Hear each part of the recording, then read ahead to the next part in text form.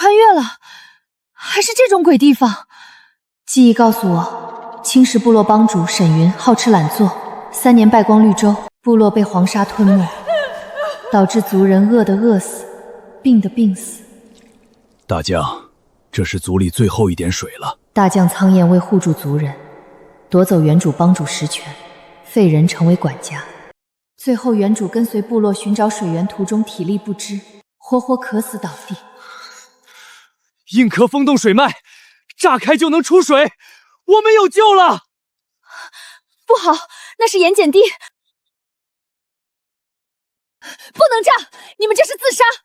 一旦炸开，这里马上变成吃人的流沙。北坡狼族随时会踏平我们的领地，是你亲手将我们推上绝路，现在你还要阻拦我们？你是想让族人彻底死绝吗？你要死，别拉我们垫背！你有什么资格在这说话？滚开！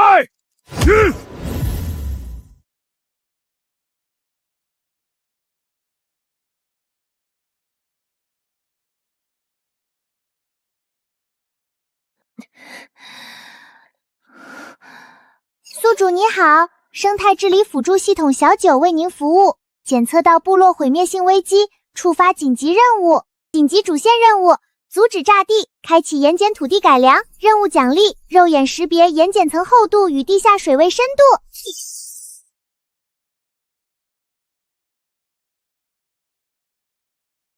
这不巧了吗？上辈子我深耕生态治理，刚好专业对口。你们看，这层硬壳是唯一能固定沙子的屏障，炸开之后，地下水冒出来立马蒸发，盐分越积越多，整片地就废了。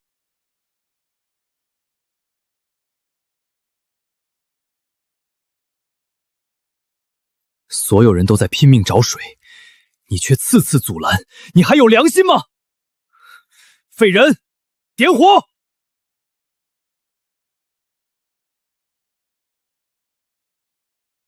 帮主，您让让，别绷着你。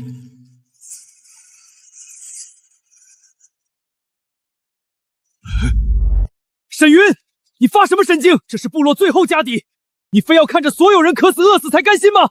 星硝石含天然养分，专克盐碱，是改土至宝，拿来爆破取水，纯粹是杀鸡取卵，自寻死路。矿石种地，荒唐至极！你就是故意拖延，想害死所有人。沈云，我的耐心有限，所有人重新布置引线。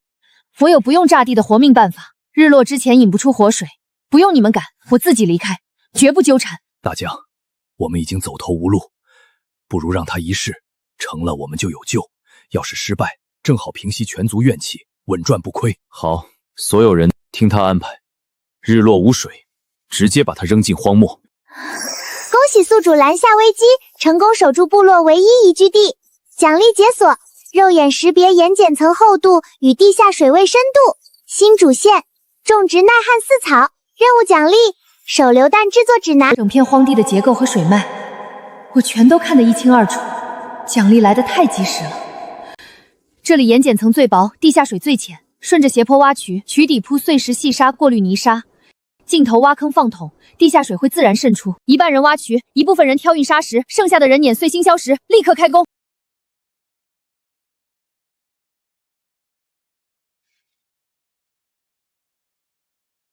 是活水，真的是活水！活下来了！水解决了，5天浅层改良出嫩芽，15天成熟，时间完全可控。有水只能解一时之急，我向大家保证，5天之内，这片荒地必然冒出嫩芽。哼，饮水是你运气好，盐碱地种粮，痴人说梦。沈云，你引出活水我认，但种地你别自欺欺人。你败坏绿洲，让我们凭什么信你？这块地种不出东西，是地下盐水往上冒。我已经引出活水，再用矿石和浮土改良土质，就能种活庄稼。我只拿结果说话，5天后我会让你们看见嫩芽，如果没有，我照样离开。只要你5天能种出嫩芽，你从前犯下的过错，部落既往不咎。但你若还拿全族人的命当儿戏，我亲手送你上路。一言为定。废人，你带队清理地表硬壳，将星硝石粉混合腐殖土、瘦骨粉兑卤水拌匀。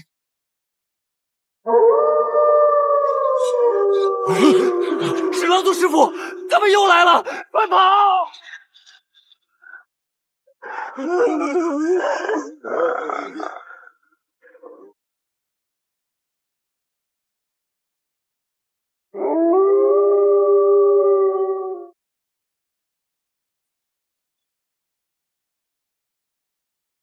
我说你们近期安分守己，原来是在这块破地瞎折腾。就这种废土，你们也想活？师傅，供期没到，你待人轻饶，欺人太甚。今日通知你们，贡品翻倍，交不出物资，全族贬为狼族奴隶。想要奴役我的族人，先踏过我的尸体。兽是弱肉强食，你们只配做弱者。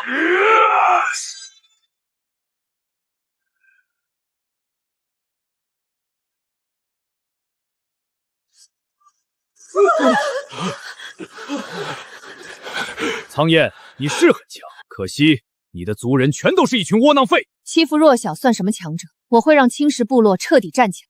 你一个人人唾弃的罪人拯救部落，笑话！我以此地为赌注，15天之内，在这片盐碱地里培育出可食用粮食。痴心妄想！盐碱地寸草不生，荒漠作物最快也要20天方能出苗。你要是能种出来，贡品我免了。免贡远远不够。如果我栽种成功，狼族不得踏入青石领地半步，不许上门索贡，更不能劫掠部落族人。口气倒是不小。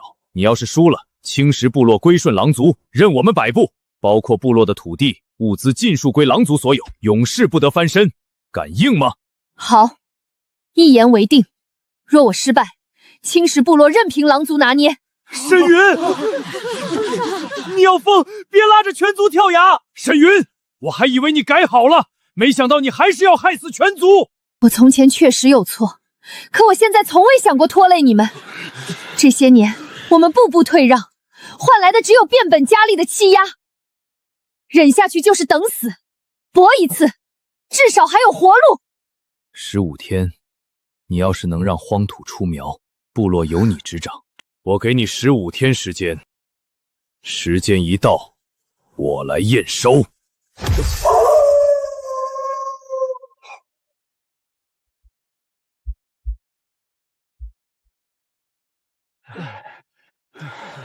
沈云，地表硬岩我们清理了，可土层底下永远反白，荒漠盐碱无解。你现在还有什么可行办法？地表发白只是表象，真正毁地的是地底不断上涌的咸水，盐水往上渗，盐分堆积，把整片地彻底泡死。挖表岩只是治标，想种地必须截住地底盐水。地底暗流藏在土层深处，你打算怎么截住这些盐水？用细粘土分层夯实做反射层，封住土层缝隙，就能锁住盐水上泛。沈云，你搞清楚，地底岩层坚硬无比，我们用普通石镐根本凿不动。这件事单凭我们部落人手做不到，但巨猿天生神力，能破开厚重岩层。我记得你曾经救过后土手下族人，你出面，借这份人情，请他们过来开凿暗渠。有交情不假，但巨猿族性情刚烈，最讨厌替人做苦力。你手上一无所有，拿什么和他们交流？你不用管筹码，只管把他们请来。人，我可以去请，但是沈云，仅凭一点旧情面，空口无凭，就让巨猿出手干重活，你太天真了。真反言了，和我们开光地一模一样。盐水不渗，盐碱不上，你真的把盐碱地的问题压住了？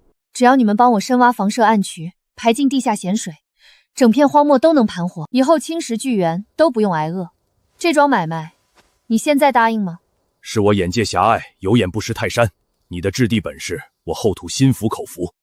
全体巨猿族人听令，今天开始无条件听送沈云调遣，全力开凿防射暗渠。改良土能暂时锁盐，但深层咸水持续渗透，时间一久，渠壁照样反盐腐蚀，沟渠迟早报废。大面积沟渠必须有一层隔水保护商，彻底隔绝咸水，才能长久管用。苍岩，你带族人去刮消石粉末，后土带队去荒漠边缘平整备用土地。检测到宿主肌腱短板，荒漠深处的熔岩地带盛产天然隔水树枝，是修沟的绝佳材料。但那里是鳞甲杀兽的栖息地，好在它们天生畏强光，能用戈壁胶果引诱现身，方便我们安全采料。合着这荒漠的资源全离不开凶兽是吧？能不能来点不用冒险的？普通泥土、草木灰无法满足大面积防射需求，宿主偷懒无效。我会额外赠送专属通关道具。这反光石是干嘛用的？反光石可汇聚烈日强光，专门克制畏光杀兽，能瞬间压制它的行动，避免凶兽伤人，是本次智取任务的专属底牌。记住，一定要遮挡它的视线才能使用。行，我懂了。主打一个开荒打 BOSS， 还给我提前配好通关宝牌。荒漠深处熔岩地带盛产天然隔水树脂，防水耐盐碱，只要采集到这份树脂，就能彻底解决报废问题。但那片区域是鳞甲杀兽的栖息地，凶兽盘踞，风险极高。鳞甲杀兽嗅觉、听觉极敏，生性凶烈，警惕极强，硬拼一定会死人，风险太大。不硬拼，我们智取。戈壁浆果是人不能食用的野果，但更好是杀兽最爱。我们以胶果为饵，诱它现身，再控兽取材。我和苍岩潜伏布设诱饵，废人带族人准备迷烟。后土，你率巨猿族人守外围，一旦杀兽躁动暴走，立刻用反光石强光压制，护住全队。放心，外围防线我会死死守住。姜角真能引他出来吗？万一失效，我们全员暴露，太冒险了。我摸清他的觅食习惯，我们就在这儿等他出现。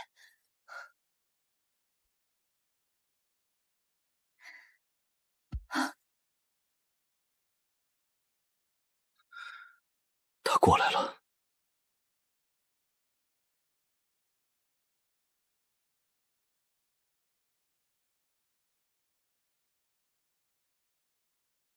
警惕性太高，怕是察觉到人气了。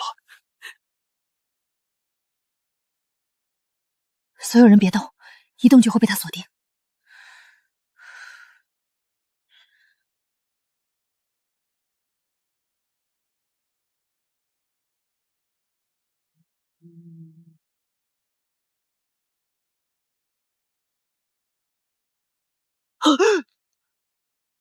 他冲过来了，这凶兽爆发力极强，正面根本挡不住。什么时候开始？稳住，听我指挥，准备放烟！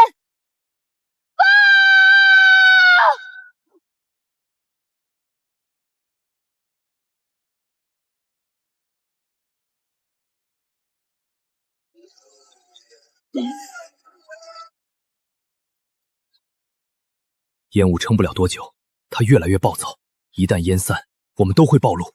后土，反光石对准烈日蓄光。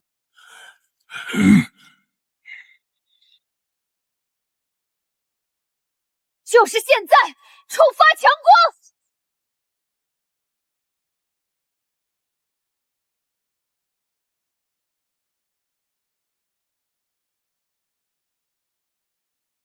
刚才还凶得要命的凶兽，就这么被制服了。不靠蛮力厮杀，只用2招就镇住杀兽，太绝了。他怕的不是我们，是光。这片熔岩地是杀兽巢穴，到处都是乱石暗坑，我们贸然进来采食，万一引来凶兽群，根本跑不掉。熔岩戈壁地形复杂，地热逼人，鳞甲杀兽常年盘踞此地，警惕性极高。我们趁他被强光压制，要不要直接杀了他，杜绝后患？没必要赶尽杀绝，我们要的不是凶兽性命，是这片地貌的天然资源。这是熔岩戈壁独有的特性，此地地热常年蒸腾，岩层含盐量极高，日积月累，岩壁缝隙会自然凝结出一层透明隔水树脂，天然耐盐碱、耐高温，是修渠防射的顶级材料。也正因这片树脂资源滋养地貌，才吸引鳞甲杀兽常年盘踞在此守地。这里是他们的觅食栖息领地，表层树脂长期风化成熟，已经结块松动，轻轻剥离就能完整取下，不破坏岩层，不招惹凶兽。原来如此，杀兽守的是这片资源地，我们只是采集天然树枝，不侵领地，不伤凶兽。聪明。我在荒漠活了这么久，只知道用蛮力说话，今天才算明白，摸清习性，顺势取材，远比硬拼厮杀稳妥100倍。强光压制时效有限，大家抓紧时间。青石族人随我近身采胶，动作轻，下手稳，只刮表层松动树脂，严禁深挖岩层，破坏地貌，避免惊动杀兽。后土，你全程盯死凶兽动向，一旦有异动，立刻告诉我们。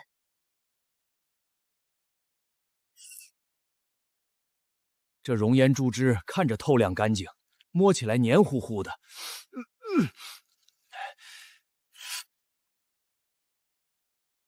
质地通透，韧性除足，无杂无裂。这批树枝品质完全达标，足够整条沟渠做隔水防受层。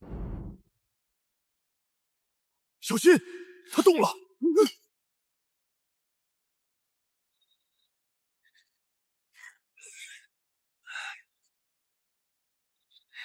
停手吧，材料已经够了，撤。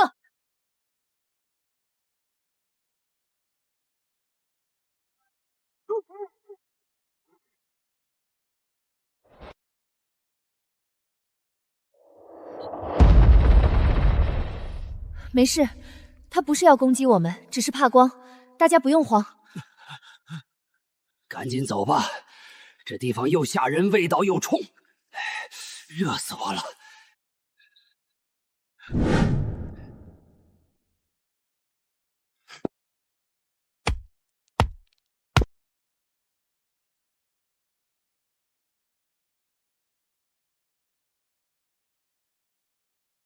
粘土一定要铺匀压实，不能留半点缝隙。底层防受做好，再刷树脂隔水，才能彻底锁住地下咸水，杜绝反碱渗水。匀水测试，接入地下咸水，检验效果。成功了！不反盐，岩盐地终于改变了。粘土垫底挡住渗水，树枝封住盐碱，双层防护稳稳当当。这条水渠成了。我们改荒种地的路子才算真正走通了。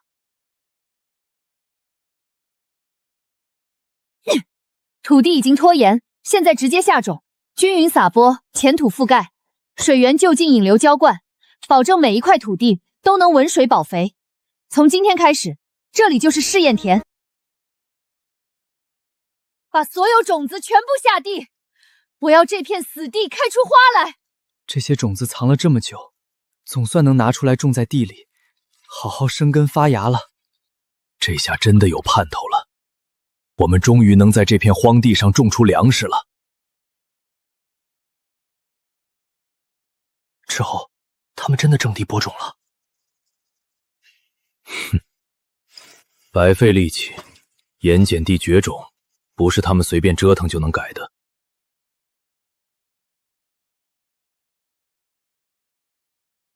发芽了，真的发芽了！这要命的盐碱地，居然真的长出苗了。从前这片地寸草不生，你只用短短数日盘活整片荒地。从前你败光绿洲，但如今是你救了整个部落，帮主之位该还给你。位置不重要，现在最重要的是守住田地，守住部落。老子挖了一辈子山，头一回见盐碱地出苗，这买卖值！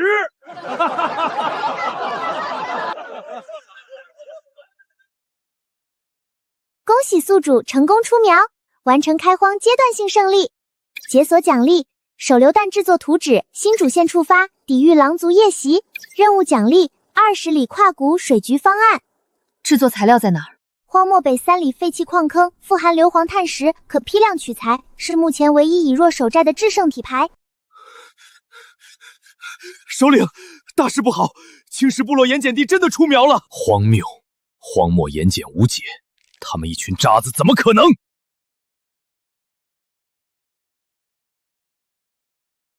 赌约作废，绝不能让青石部落站稳脚跟，扎根荒漠。传令下去，今夜全军出击，踏平青石部落。太安静了，荒漠安静的反常。我们刚刚种出粮，稳住根基，狼族绝不会坐视我们崛起。大将，狼族全员在山谷暗处集结。狼族喜欢夜袭，今夜必定大举来犯。石府铁了心要毁我们生路。种地只能保富，唯有实力才能守住生路。你打算如何御敌？造手榴弹，以弱御强，守住部落。后土，集结你所有族人，即刻开工，赶制战备。狼族那些人心狠手辣，你打算怎么对付他们？石府这人自大又小心眼，极度信奉荒漠弱肉强食的规则，输了赌约只会恼羞成怒，根本不会认账。苍岩，平时狼族打仗都有什么套路？他们不敢正面硬碰，最擅长偷袭，专挑半夜大家疲惫松懈的时候动手，还能潜伏兜守好几天，摸清我们的防守漏洞再突袭。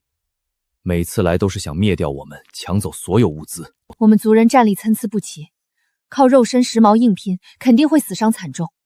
狼族就靠偷袭和人多欺负人少，那我们就不跟他们蛮力硬碰，设圈套，用利器对付他们，一次性打服他们，让他们知道咱们不好惹。我们好不容易把地种活、水渠修好，刚过上几天安稳日子，转头又要跟狼族拼命。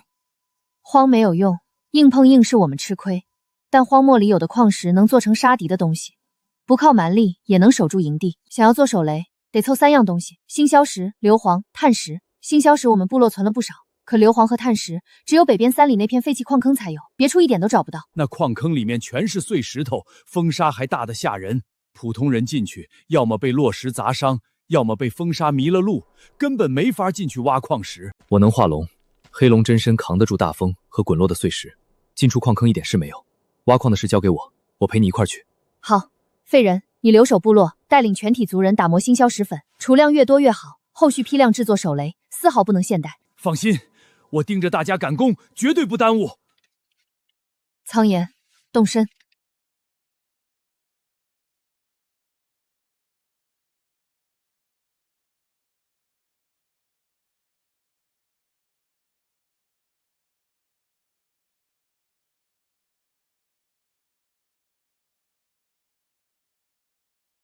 坐稳。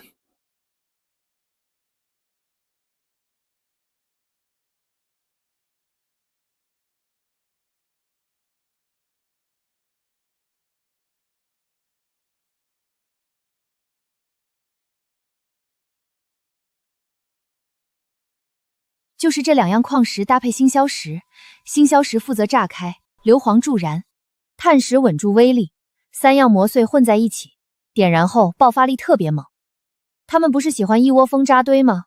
让他们知道我们的厉害。狼族阵型向来密集，这东西刚好克制他们人海出风，只是制作流程会不会很难？配比技准就不会出错，上手简单，族人都能批量赶制。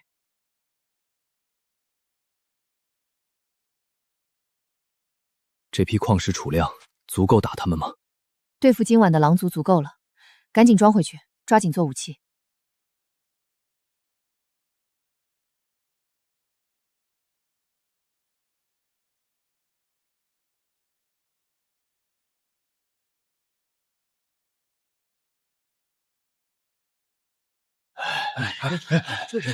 这后土啊，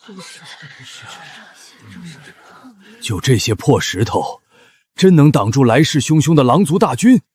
我实在不敢相信。我在荒漠打了这么多年仗，只知道利爪、时髦杀敌，从没听说矿石能当武器。沈云，你不会是拿我们开玩笑吧？矿石品质我亲手检验过，做出来完全没问题。你们打架靠力气，我们这次靠矿石混合炸开的威力抵挡他们进攻。你们等着看成品，到时候就知道这东西有多管用了。这些破烂石头皮子真能造出你说的那东西？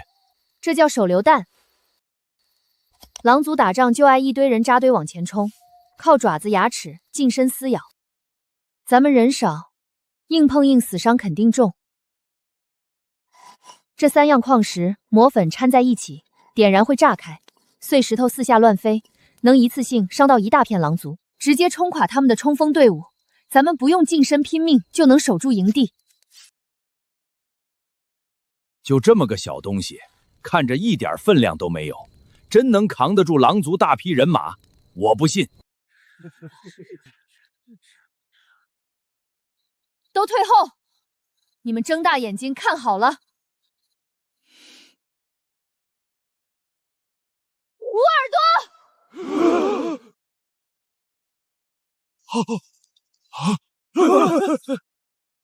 我的老天爷！这么小个东西，威力居然这么猛！这就是矿石搭配出来的威力，不靠蛮力照样能打退敌人。你站立稳，心思细，有你盯着所有人制作。3种矿石配比一点都不能差，封壳也要严实，配比错了，要么炸不响，还可能在手里提前炸开，伤到自己人。放心，我全程盯着做工，绝不会出半点差错。巨猿族研磨矿石，青石族裁剪兽皮，快！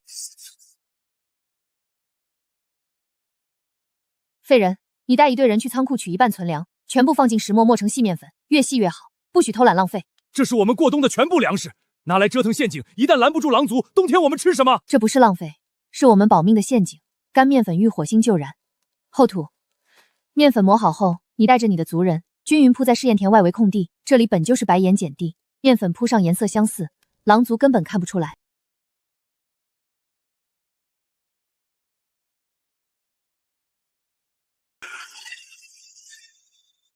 我只教一遍，记牢，手紧握住外壳，扯掉引线，扔出去，千万别攥太久，晚了会在手上炸开，伤到自己。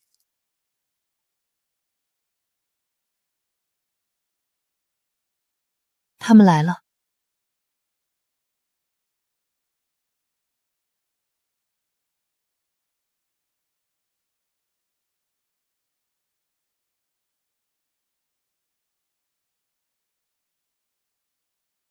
沈云，不要缩在里面当缩头乌龟，赶紧滚出来！以前人人唾骂你，如今你靠着旁门左术种出几棵小苗，今天我倒要看看你能不能护住这块地。你过去仔细查这块地，看看有没有藏圈套。是，首领。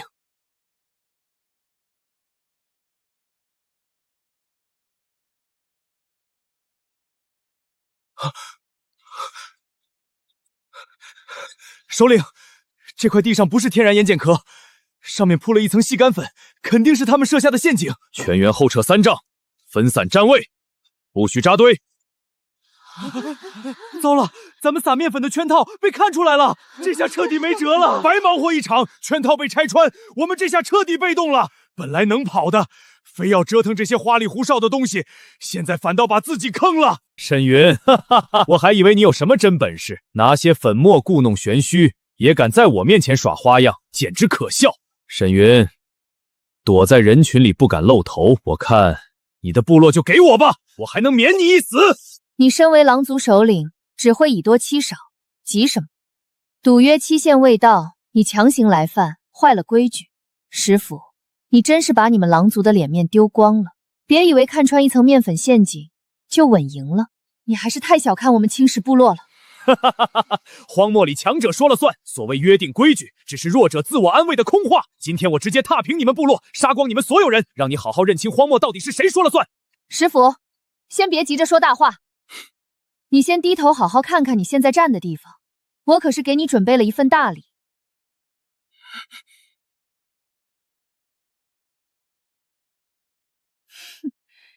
点火！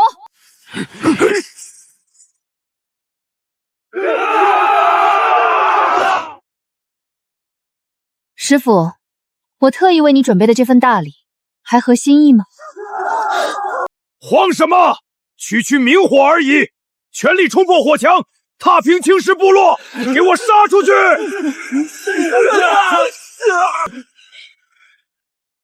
沈云，所有突围缺口全部守住，随时可以动手。给我往死里打！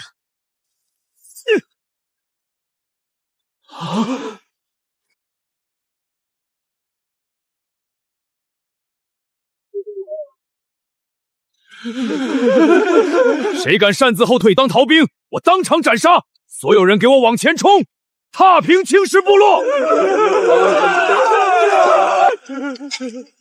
继续炸，把他们全部炸飞！赢了！我们真的打赢狼族了！真不敢相信，就靠这点矿石面粉，居然把横行花漠的狼族给打崩了。沈云，我这辈子谁都不服，就服你。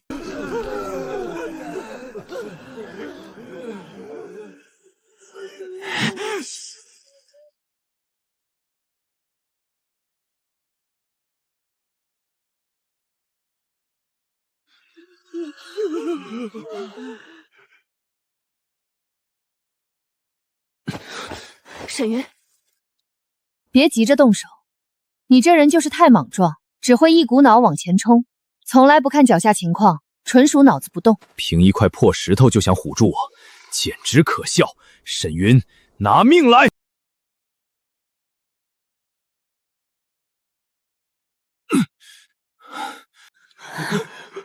沈云，你给我记着，今日那份耻辱，我狼族日后必定千倍百倍奉还。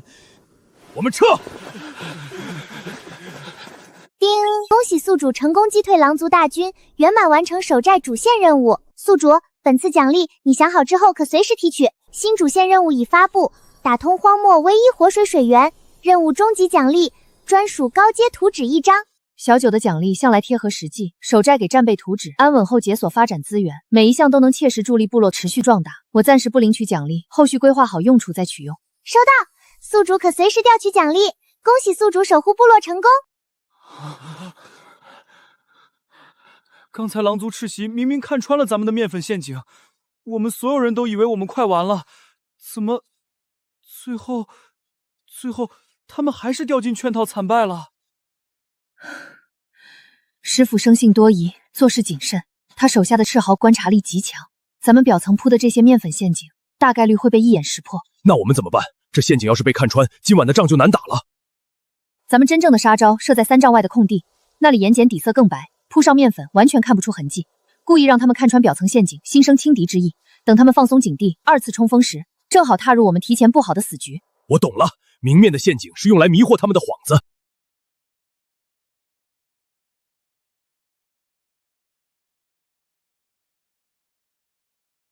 所有局迷都在你的算计之中。沈云，你实在太厉害了。以前是我们愚昧短视，一直误解质疑你，处处添乱。是你不计前嫌，凭一己之力保住了整个部落。从今往后，我巨猿一族全员听令，唯沈云你马首是瞻，绝不违逆。你改良荒地，培育青苗，布防御敌，凭一己之力逆转死局，救下所有族人，盘活部落生机。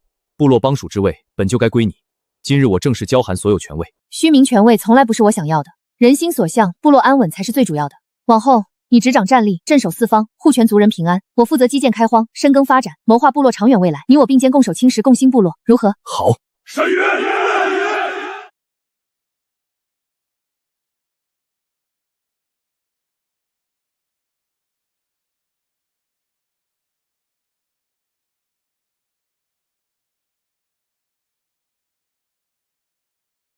不对劲儿，前几天水渠水量还特别充足，怎么才过几天，田里的地下水、渠水全都变少了？再这么干下去，刚长出来的青苗肯定扛不住。沈云，出大事了，田里快要干死了，渠水几乎枯竭，田地全都开裂了，再不想办法补水，咱们好不容易种出来的青苗全得旱死。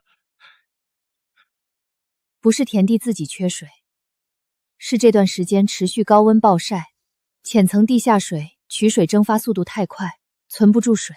这只是开始，要是再暴晒几天，整片青苗都会枯死。咱们之前改土开荒布渠的功夫，全都会白费。部落刚打完胜仗安稳下来，偏偏又遇上干旱缺水，祸事接连不断。你看水渠的水位，现在只剩浅浅一层，咱们之前靠浅层地下水勉强够用，但现在开垦的田地越来越多，再加上高温持续蒸发，原有水源完全供不上消耗。按照这个消耗速度，不出10天，整片田地的青苗会全部缺水枯死。那我们只能干看着吗？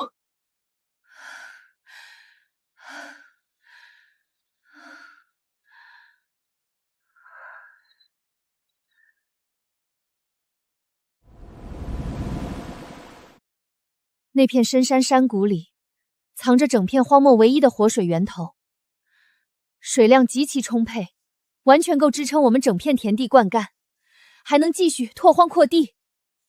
我们只要修渠引水，就能彻底解决干旱难题。还好小九解锁的透视能力能看穿土层水脉，不然在这茫茫荒漠里根本找不到隐藏的活水源头。那片山谷我知道，是整片荒漠唯一的活水核心，那里有充足的水源不假。早年部落极度缺水，我们也打过引水的主意，好几次派人过去，全都被驻守山谷的水螅族直接赶了回来，根本靠近不了。这个水螅族很难对付。这个族群极其特殊，你千万不要主动招惹。水螅族人擅长用毒，连皮肉都含剧毒，被挨一下，轻则皮肉溃烂，重则直接丢命。他们死守水源，熟悉山谷每一处地形，从不正面硬刚，只擅长暗处偷袭，防不胜防。荒漠所有部族都心知肚明，能不碰水螅族就绝不结怨，硬闯山谷就是自寻死路。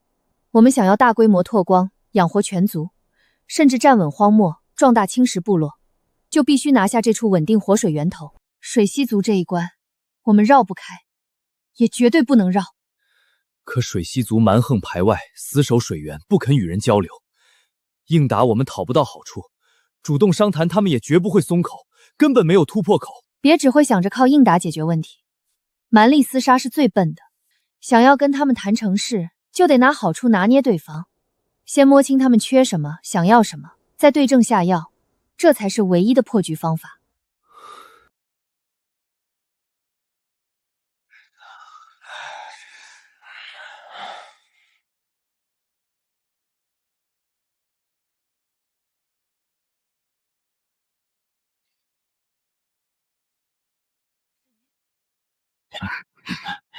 这群水螅看得也太紧了，一点外人都不让靠近。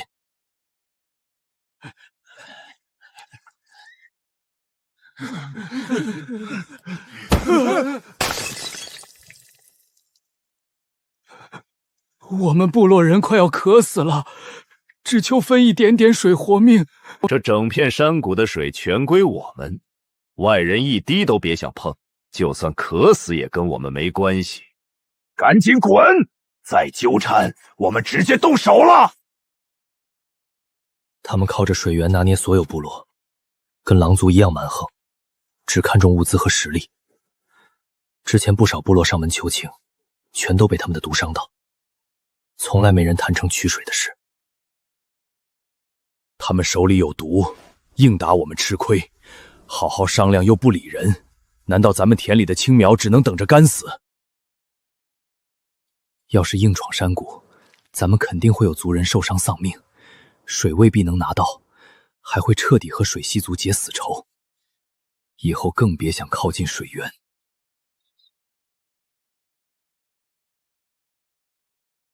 一上来就打架是最笨的做法，白白死人还解决不了问题。后土，你留在石头堆后面藏好，别露面。我和苍燕上前跟他们搭话，摸清他们到底想要什么。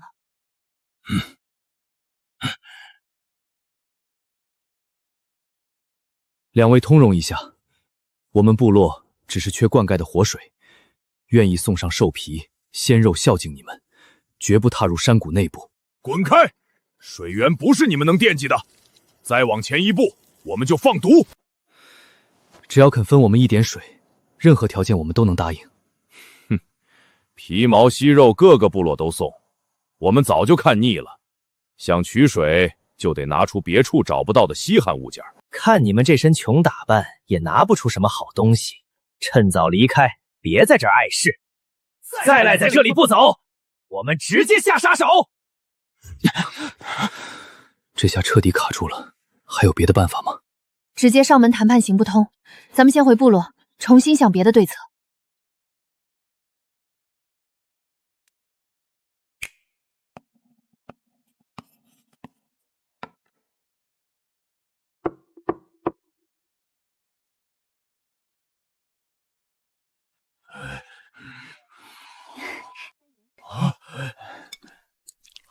这吃食也太香了，口感软糯，味道独特，绝了！沈云，你怎么能做出这么好吃的食物？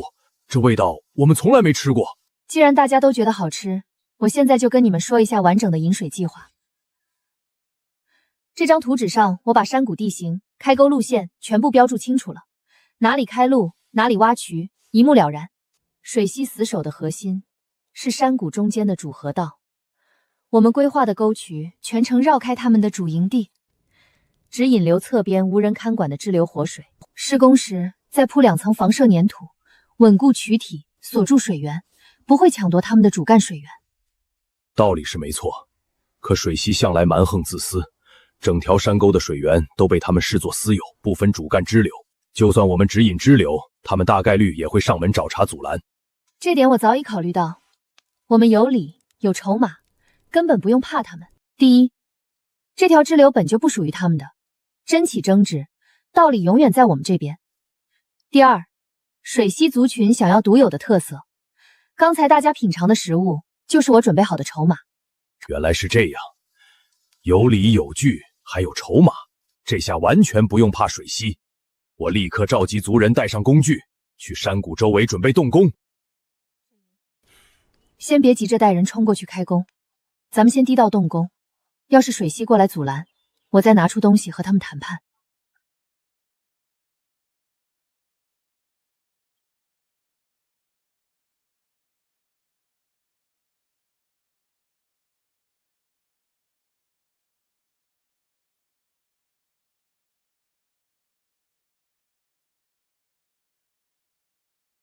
你们这群外来部族，谁允许在这片山沟挖渠取水的？我们只取用山谷支流多余活水，没有碰你们主硬的主水源，合情合理。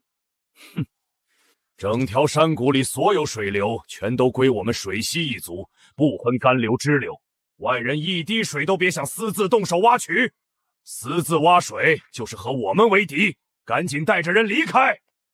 他们把谷口完全封锁，所有人身上都带剧毒，地形又对他们有利，咱们硬拼肯定吃亏，现在该怎么办？越是这种时候越不能自乱阵脚，安静等着，沈云马上就到，交给他处理。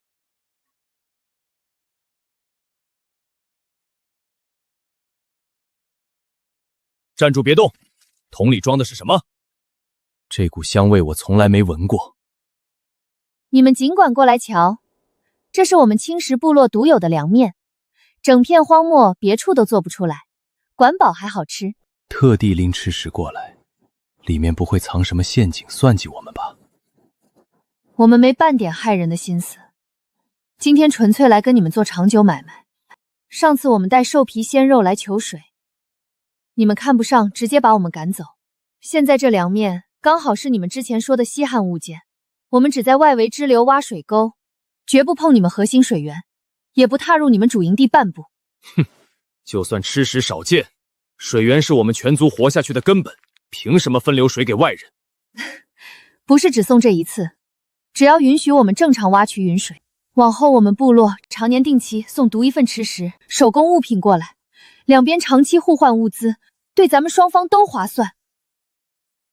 可如果你们执意拦死我们，我们就联合所有被你们压榨过小部族，以后没人再给你们进贡任何东西。你们族人只会控水、释放毒素，不会种地打铁。一到寒冬缺少粮食气序，全族日子会很难熬。区区青石部落也敢拿物资要挟我？再跟我谈条件，今天你们所有人都别想走出山谷。首领千万别冲动，咱们只会守水制毒，粮食农具全都靠其他部落进贡。一旦所有部族断了供给，寒冬咱们撑不住，得不偿失。这香味也太香了，活这么大从没闻过这么好吃的东西。行，硬碰硬对谁都没好处，我允许你们动工挖沟，但3条规矩必须遵守。第一，沟渠只能修在山谷外围支流。第二，每日取水量由我们管控，不许私自拓宽水沟。第三，承诺的吃食物资必须按时送来，缺一次立刻断绝水源。没问题，就按你说的来。成交。还是沈云有本事，硬碰硬解决不了的难题，靠物资交换几句话就谈妥了。大家抓紧干活，水沟越早完工，田里青苗就不怕干旱，往后年年都能稳定产粮，我们就有足够的食物。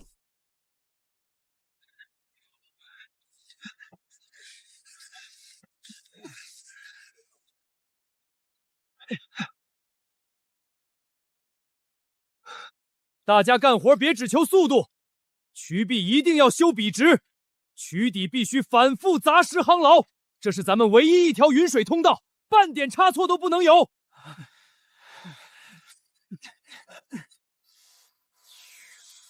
总算熬出头了。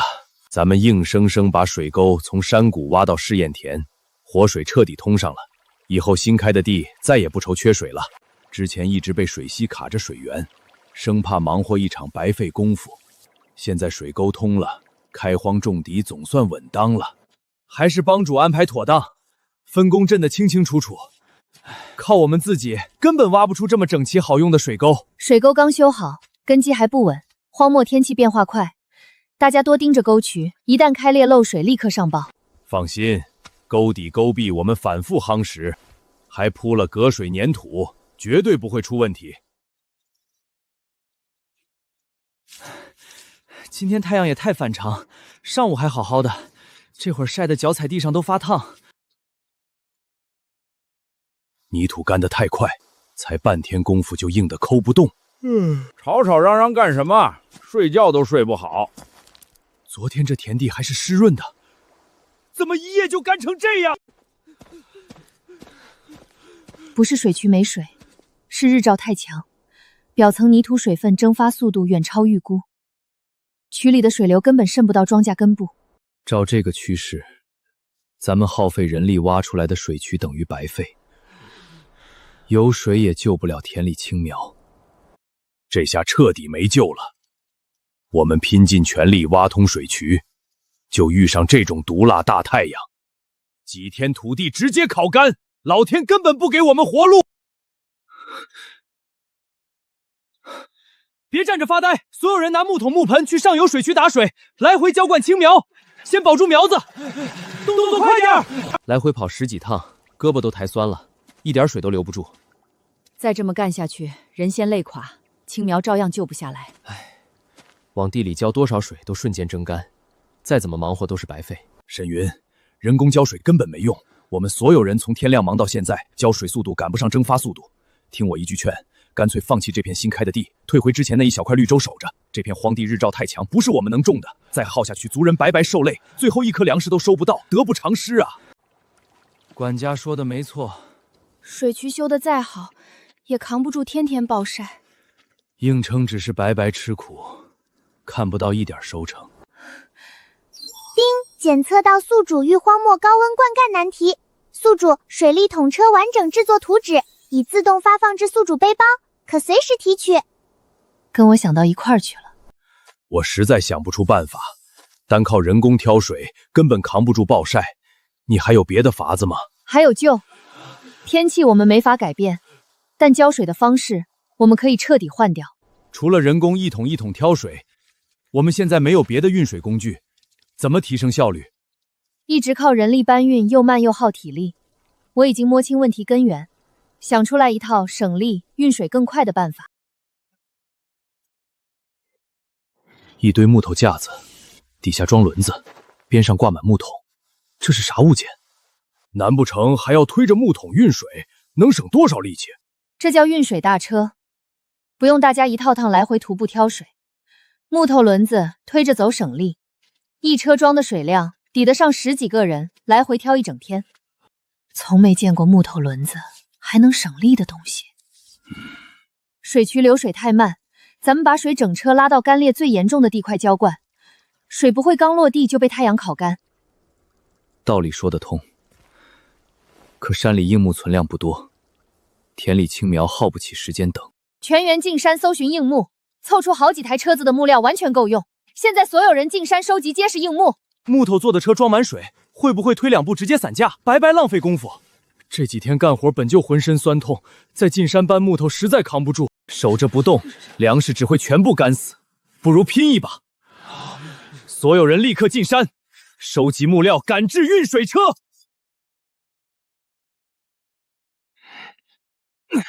中间承重滚轴一定要做粗，两边木桶平均分绑，推车才不会侧翻。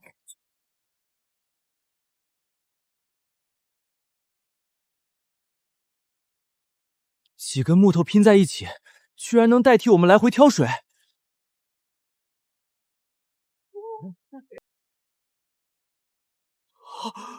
这车做的这么宽大，装满清水，真能推着下地浇地。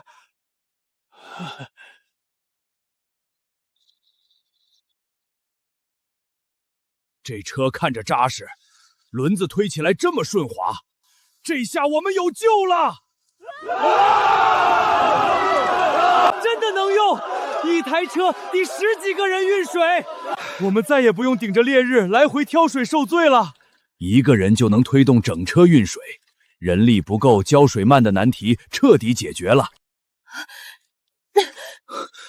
沈云，你怎么了？没事，只是体力透支，低血糖犯了。哪里受伤了吗？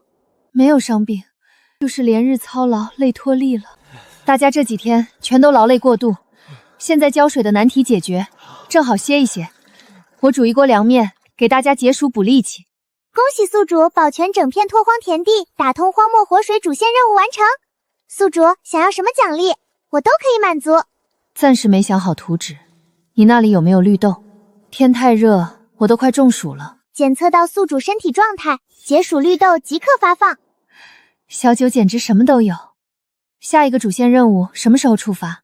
新任务会随机出现，宿主近期多留意周边动静，提前做好应对准备。这小圆豆子叫绿豆，我从没见过，闻着清甜好闻。专门解盛夏燥热，大家连日顶着烈日挖渠浇地，又累又闷，喝这个能舒缓身体。先喝汤再吃面，饱腹又解暑。简简单单的食材，竟做得这么舒服，你想的实在周到。什么东西这么香？老远都闻见了。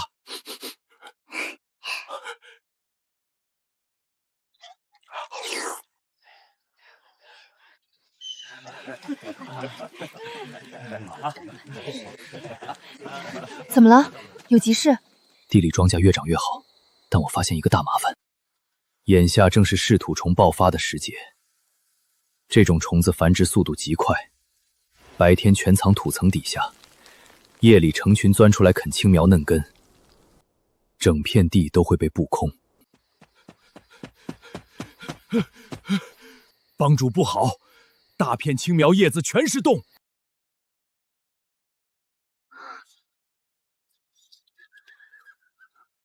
全是噬土虫搞出来的，土层都被蛀空了。我们连续好几晚轮流守田抓虫，可虫子藏得深，数量又多，夜里大批量钻出来，怎么拦都拦不住，粮食迟早被啃光。族人日夜轮流守田，人工驱虫护根，可噬土虫数量实在太多，再这么耗下去，良田会彻底废掉，所有人也会累垮。光靠人手诸簸只能暂时缓解，没法从根源消灭虫害。噬土虫昼伏夜出，繁殖飞快，纯人力驱虫治标不治本。我们必须换一套全新办法。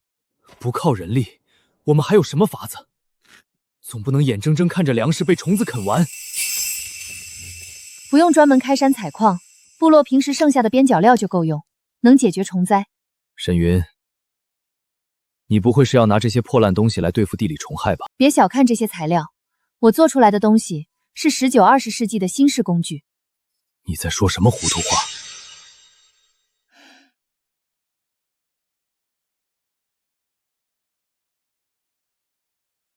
后土刚带人清理完枯苗，正准备下地守虫。大家先停下手里的活儿。不驱虫，地里青苗全要被虫子啃烂。沈云，你拿一堆废料做什么？你们只会靠蛮力硬熬，这些不起眼的材料能比人工捉虫高效100倍。就这点破东西，比我们所有人下地抓虫还有用？所有人停下手里的活，跟我来。从今往后，不用再靠人力熬夜驱虫。骨片轻便，韧性够强，用来做器械的主体框架，受精弹力足，拿来当储能传动的部件。矿片耐晒又抗风沙，最合适做外层机翼面。单用星消石和气旋动力，推力还是差一截，根本达不到飞行标准。检测到宿主自制器械动力存在短把，北坡狼族外围遗留上古飞行器涡轮配件，可完美适配当前器械，补足核心动力。刚好缺核心动力件，有了涡轮，推力问题就能彻底解决。小九这次来的正好，顺便给我解锁飞机完整图纸。收到，即刻为宿主升上飞行器完整图纸。能为宿主服务是我的本职。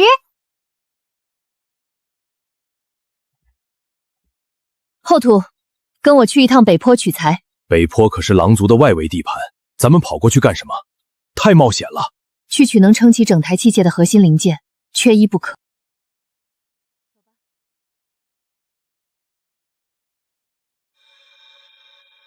这东西太怪了，看着就邪门。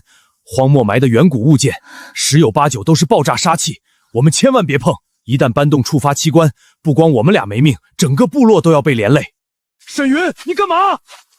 你别被外形唬住了，这是上古遗留的涡轮动力组件，只有储能结构，没有引爆装置，完全不会炸。我之前器械推力不足，就是缺它。有了这个核心件，我造的东西才能真正成型，必须搬回去。苍燕，过来搭把手。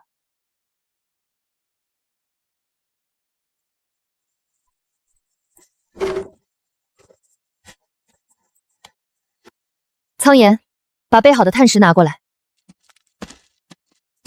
还要用炭火加热，温度一高，万一把整件器械引爆，我们谁都跑不掉。放心，碳石只是用来辅助增压、提升动力，不会爆炸，很安全。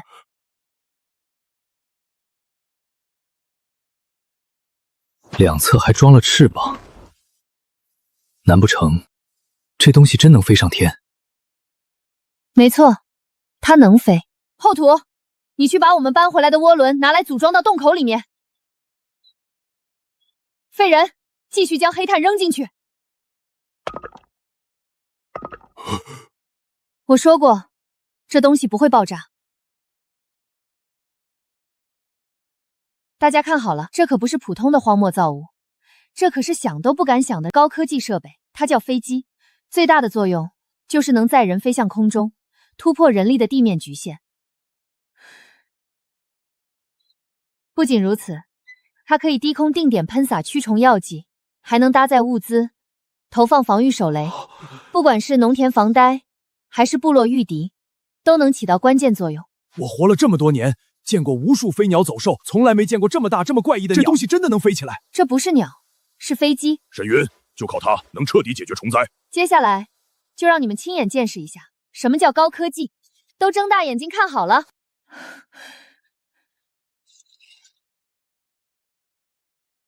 大鸟不动啊！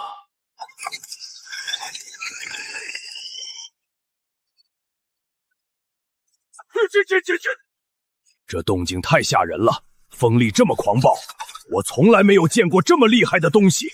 一切准备就绪，所有系统全部启动！启动！启动！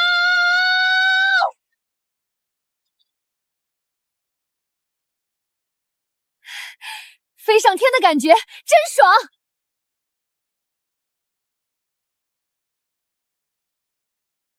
你突然画龙根来，是田间有突发变故吗？无事，护你。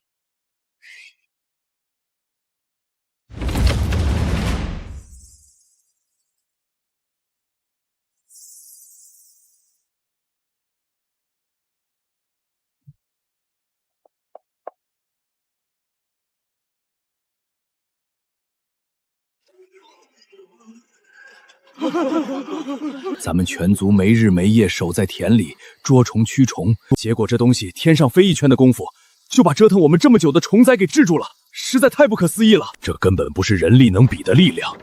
大家记好，这台器械名叫飞机。今天低空巡田喷雾除虫，只是它最基础的功能，它真正的用处远不止护田驱虫这么简单。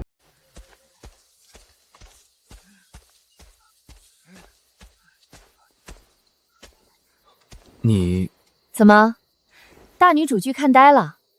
我这新做的机子，效果是不是远超所有人的预料？你真是次次都能给部落惊喜。虫灾闹得人心惶惶，所有人都束手无策。你一台机子飞一圈，直接把死局盘活了。不然呢？靠双手硬抠虫子，抠到冬天都治不完。科技就是用来省事儿的。有你在，部落的日子只会越来越好。往后我只管守好你，守好这片玉州就行。谁要是敢来捣乱，我直接拦死。你现在倒是彻底摆烂放权，专职当我的护卫了。搞建设定布局我不如你，打架守疆防隐患你不如我，我保护你，你带部落变强，这是最好的搭配。飞天器械全域灭虫，荒地复苏，这么大的动静，周边所有部落，包括异族，肯定能感知到。我怕咱们风头太凶，引来旁人觊觎，到时候麻烦会源源不断。我就是要让他们感受到大动静。你就不怕招人眼红来犯吗？治标要治本。荒漠部落之所以常年混战，互相掠夺，根本原因就是缺粮、缺地、缺活路。以前我们藏着掖着，低调发育，别人照样会来抢来犯。现在不一样了，咱们良田问产，虫灾冤除，手里有充足的粮食储备。我就是要借这次天大的动静，高调亮出我们的优势。你打算怎么做？我的计划很简单，用粮食吸引流民，给所有人安稳生活。周边小部族缺衣少食，我们敞开接纳，分配土地、住处，让他们能踏实过日子。等到人手越来越多，民心全部归向我们，整片荒漠的格局自然会慢慢归我们掌控。靠武力防守只能挡一时，靠人心收拢才能彻底根治隐患。看来你早就想好后手了，难怪你敢闹这么大，原来是打算顺势收拢荒漠人心。不然你以为我拉着你们白费力气造机子灭虫？这只是第一步。首领，那是什么东西？荒漠里从来没有这么大的飞鸟，而且这东西一动不动，看着根本不像活物。青石部落发展的太过诡异，以前寸草不生的盐碱地，如今全是庄稼，还造出这种能升空的怪异器械。刚才整片荒漠的轰鸣震动，就是他发出来的。他们到底什么时候拥有这种本事的？这东西能飞，若是用来打仗，岂不是无人能挡？首领，青石部落粮食堆得到处都是，田里还有大片成熟的粮食，还有那架巨型飞行器就停在田边空地。原本打算独自下山查清那架巨型飞行器的底细，如今看他们全都忙着收粮囤货，正好无详防备，倒是省事许多。荒漠里粮食就是活命的根本，咱们趁现在动手，能把这批粮食全部带走，万万不可。弱肉强食只是蛮荒老规矩，青石部落能把寸草不生的盐碱地改成良田，还造出能升空的器械，实力绝非普通小门族可比。贸然抢粮只会两败俱伤。那咱们现在该怎么办？我独自下山抹清那台飞行器的底细，你们留在高空原地等候，等我回来再商议后续安排。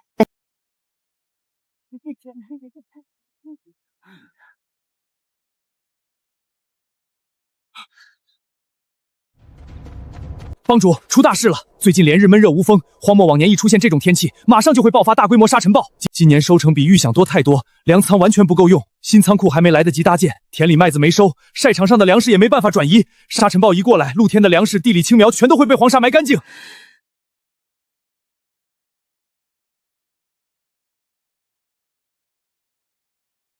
就算我们连夜所有人抢收粮食，也没有地方存放。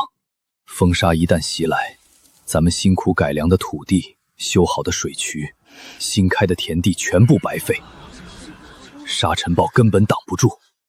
风沙这种天灾年年都会来，躲是躲不掉。荒漠年年良田被黄沙吞噬，根源就是没有成片固沙草木，也没有防风工事，一直被动抢险，我们永远被天气拿捏。那我们该怎么应对？既然躲不开，不如主动根治。趁着沙尘暴来临之前，直接启动大型治沙固土工程，从根源改造荒漠地貌，往后不用年年防备风沙，熬夜守粮食。帮主，您不是说笑吧？旁边就是大片沙漠，开荒已经耗光所有人力气，治沙工程量翻倍，咱们部落这点人手根本撑不下来。周边小部族流民全都怕风沙，嫌治沙辛苦，没人愿意干这种苦差事，只靠我们自己，工程根本推进不完。人手不足，我们就向外招人。今年粮食大丰收，这就是我们最大的筹码。宿主，全新主线任务已解锁，请开启全域荒漠治沙工程。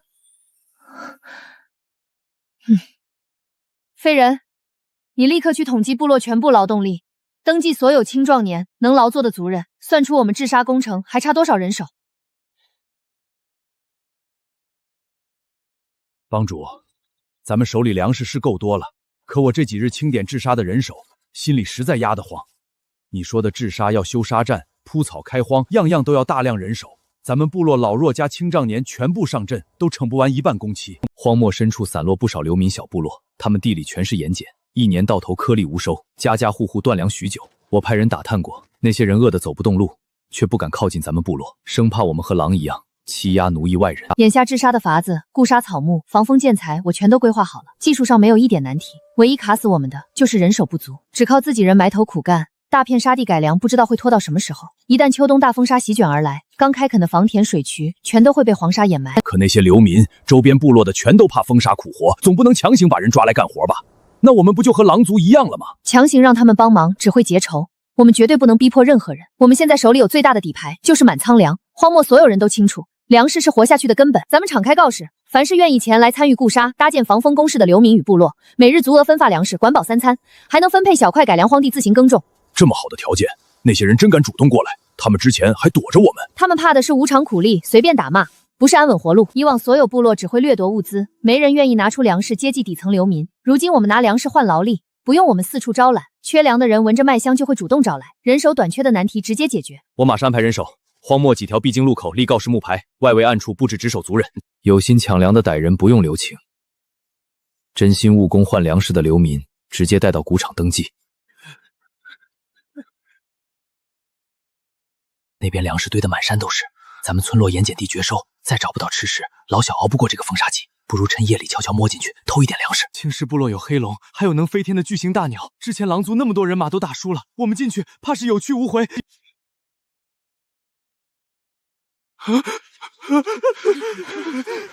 你们想去青石部落偷粮食？你跟着我们，分明也是冲着青石部落粮食来的，我们凭什么相信你？我确实要进青石领地，目的是查清那架巨型飞行飞器，不会和你们抢粮食。你们带我混进营地，摸清地形，我护着你们安全取粮，大家各取所需。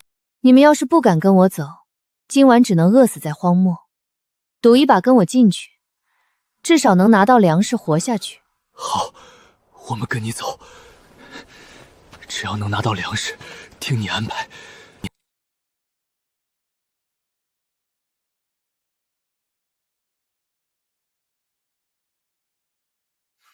沈云，有3道人影悄悄摸进来了。先放他们进来。我看得清清楚楚，2个流民身法灵活，极善逃窜，还有1名凤凰族顶尖强者凤一。如果放任他们靠近粮仓，动手抢粮突围，我们未必能拦住。越是有恃无恐，越容易栽跟头。他们仗着身法快，想来就来，想走就走。既然这么自信，我就一锅端。我还以为防守有多厉害，原来就这点小把戏。不过如此嘛。哼，我们在荒漠摸爬滚打这么多年，论跑路没人比我们快。青石部落的人笨得很，只要我们抢上2袋粮食，眨眼就能窜没影，谁能拦得住我们？别说了，动手！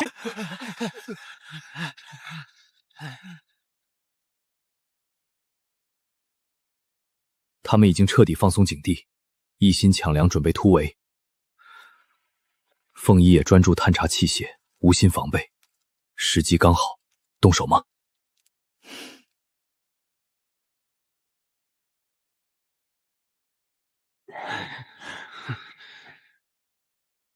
谁在暗处？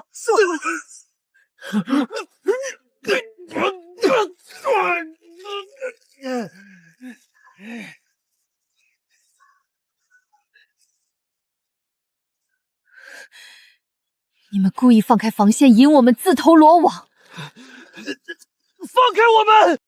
这网用岩磷树胶浸泡兽心制成，你们挣扎越剧烈，网收缩得越紧。好计策，不过一点小手段而已。猎手靠计谋，猎物只会盲目冲动。你们擅自闯入粮仓拿粮，也不去前台扫个码。还有你，盯着飞行器看这么久，看得震撼吗？荒漠本就弱肉强食，如今我们技不如人，任凭处置。刀在你手上，要杀我们随你。我什么时候说过要你们的命了？你们可是我需要的劳动力。我们擅闯领地拿粮食，你不杀我们，那你想干嘛？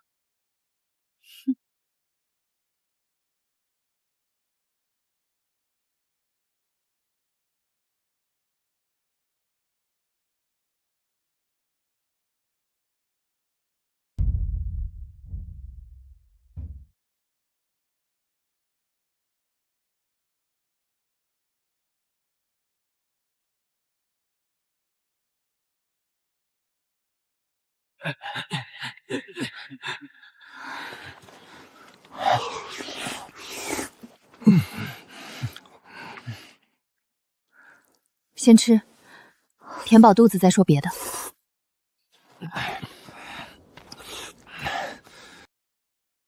天下没有免费的东西，荒原所有部落要么掠夺，要么奴役，我们绝不留下来当你们的苦力。我们宁愿回荒漠挨饿，也不愿意留在别人手下卖命干活。我跟你们做个公平交易，你们认真听完，再决定要不要答应。荒漠里的套路我们见多了，先给你一口吃的稳住人，转头就抓你当苦力，累垮了直接扔。你说不压榨不欺负人，谁信啊？空口说白话谁不会？这些木板上写的就是所有干活的规矩，字字算数，绝不骗人，绝不临时改规则。只要你们愿意留下来帮我们治沙，部落免费给地方住，不用再躲沙洞风餐露宿，1天3顿饭管饱，粮食随便吃，再也不用到处偷粮讨饭活命。天底下哪有这么好的事儿？你是不是想让我们去风沙地里拼命，往死里使唤我们？你们干的活就3样：给沙地固沙、种草、搭防风挡沙的屏障，再清理地里碎石垃圾。每天干活时间固定，到点就休息，这可是朝9晚6的工作。除了管3餐，每个月还额外发粮食当工资，自己存着带回家给老人小孩都行。干活勤快，肯吃苦，愿意多干重活的，每个月还多给1成粮食奖励。等这片荒漠改造成良田，一直踏实干活的人还能分到属于自己的地，这买卖很划算。从风沙要来之前，你就打算收留流民，顺便治理整片沙地。不然呢？看来你不算笨。与其每年等风沙毁田毁粮食到处逃命，不如我们主动改这片荒地。我们部落最不缺的就是粮食和科技，唯独缺人手。我用粮食换劳力，真心对待每个人，绝不强迫，也绝不欺负谁。我们在荒漠流浪这么多年，从来没有哪个部落管我们温饱，更别说分地，这条件真的太难得。你真的不会中途扣我们粮食，不会拿我们当挡风沙的炮灰？我们也是一点点开荒种地吃苦才攒下的粮食，最懂干活人的辛苦，绝不会亏待踏实做事的人。要是我们哪天不守规矩欺负你们，你们直接带着登月粮食走人，我们绝不拦着。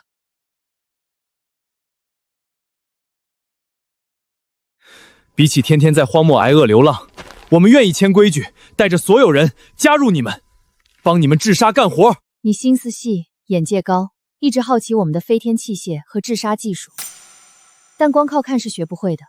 你要是愿意正式加入部落，跟着我们一起做事，我所有的开荒、治沙、器械知识，全都可以慢慢教你。我凤一愿正式加入青石部落，听从安排。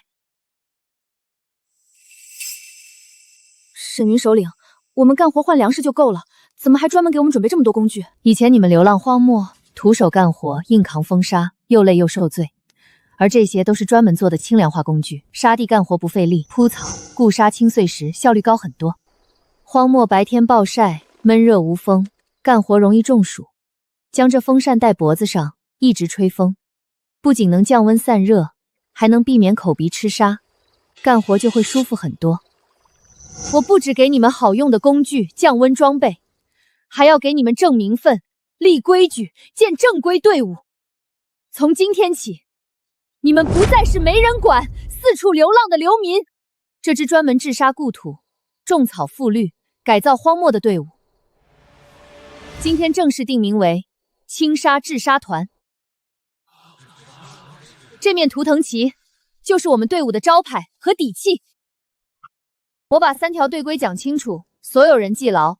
第一，大家的工作就是固沙铺草、修整沙地、搭建防风沙障，踏实做事。第二，部落绝不欺压、不剥削，凭力气换饭吃，凭勤快拿粮食奖励。第三，守规矩，不偷懒、不偷盗、不惹事，光明正大的当治沙团成员。荒漠沙子松，风一吹就跑，我们用干草横竖压成方格，一格锁一片沙，慢慢锁住整片荒地。只要踏实干下去，黄沙地也能变成良田，变成能安稳过日子的家园。我们绝对好好干，绝不丢青沙治沙组的脸面。你改造的不只是沙地，是整片荒原的命运，也是我们所有人的活路。荒漠满是黄沙，唯独这面图腾旗醒目正气，一看就知道是我们青石部落的队伍。以后这面青石图腾旗就是荒原最硬的底气，谁招惹我们治沙团，就是跟整个青石部落作对。很好，全员状态不错，所有人今晚休息好，明天准备上工。废人，东西。哎，来了。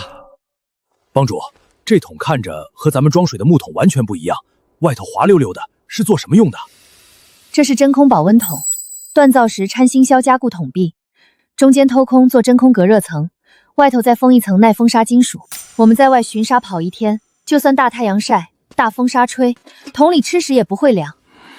现在西边整片部族田地全盐碱绝收，家家户户断粮，不少流民被逼的只能铤而走险抢物资。凤一，你带2队巡杀人员出发，每居民分2只保温桶装满热食，碰到逃难流民，先分吃食稳住情绪，再讲务工规矩。愿意加入青沙治沙团的，统一带回部落登记安置，不靠武力镇压，用温饱收拢人心。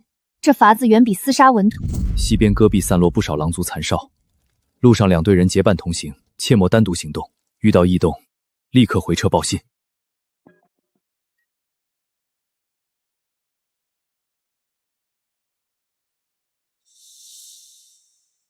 地里颗粒无收，存粮早发光，再熬2-3天，老小都撑不住。守着这块绝地，早晚饿死。不如集结所有人去青石绿洲抢粮食活命。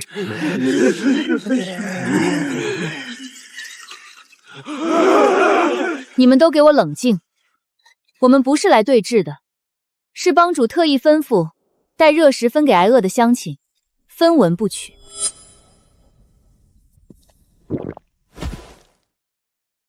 荒漠里但凡带吃食出行，都是有图谋的。平白送我们热食，你们想要拿我们换什么？我们部落缺开荒人手，只要愿意加入治沙团，每日3餐管饱，按月发放粮食工钱，踏实劳作半年，还能分到改良良田。没有奴役，干多少活拿多少口粮。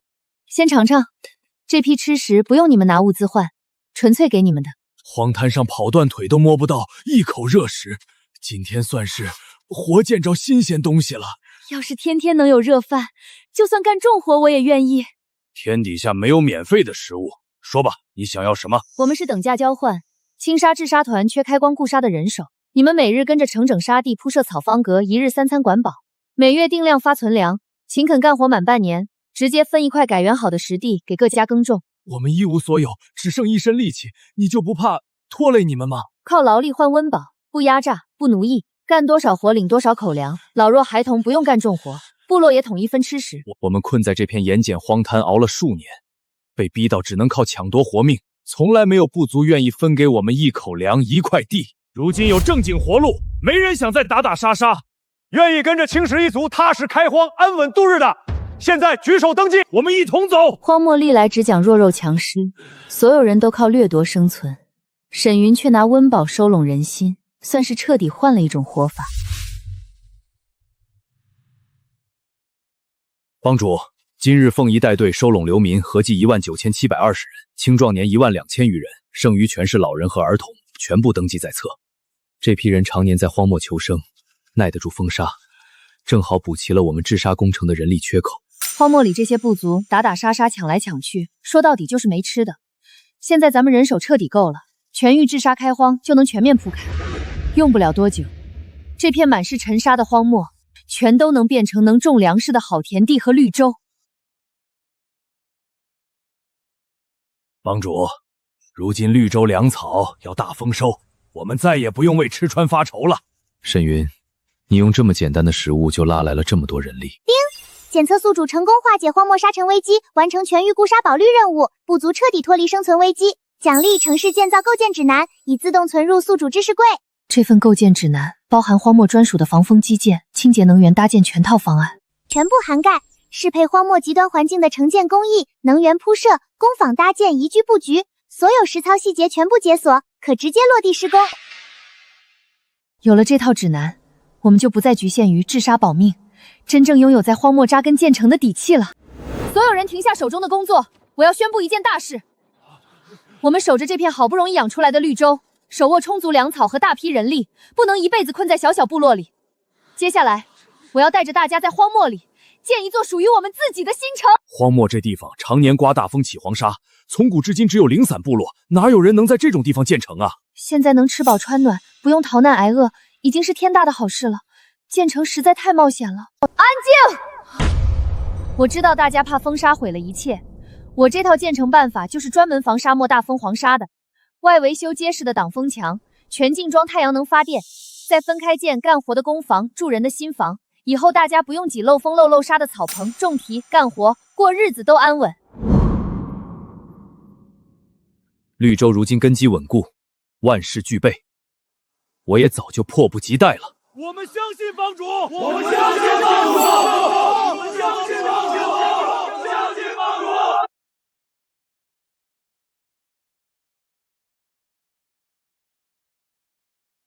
天天搞基建太累了，煮杯奶茶放松一下。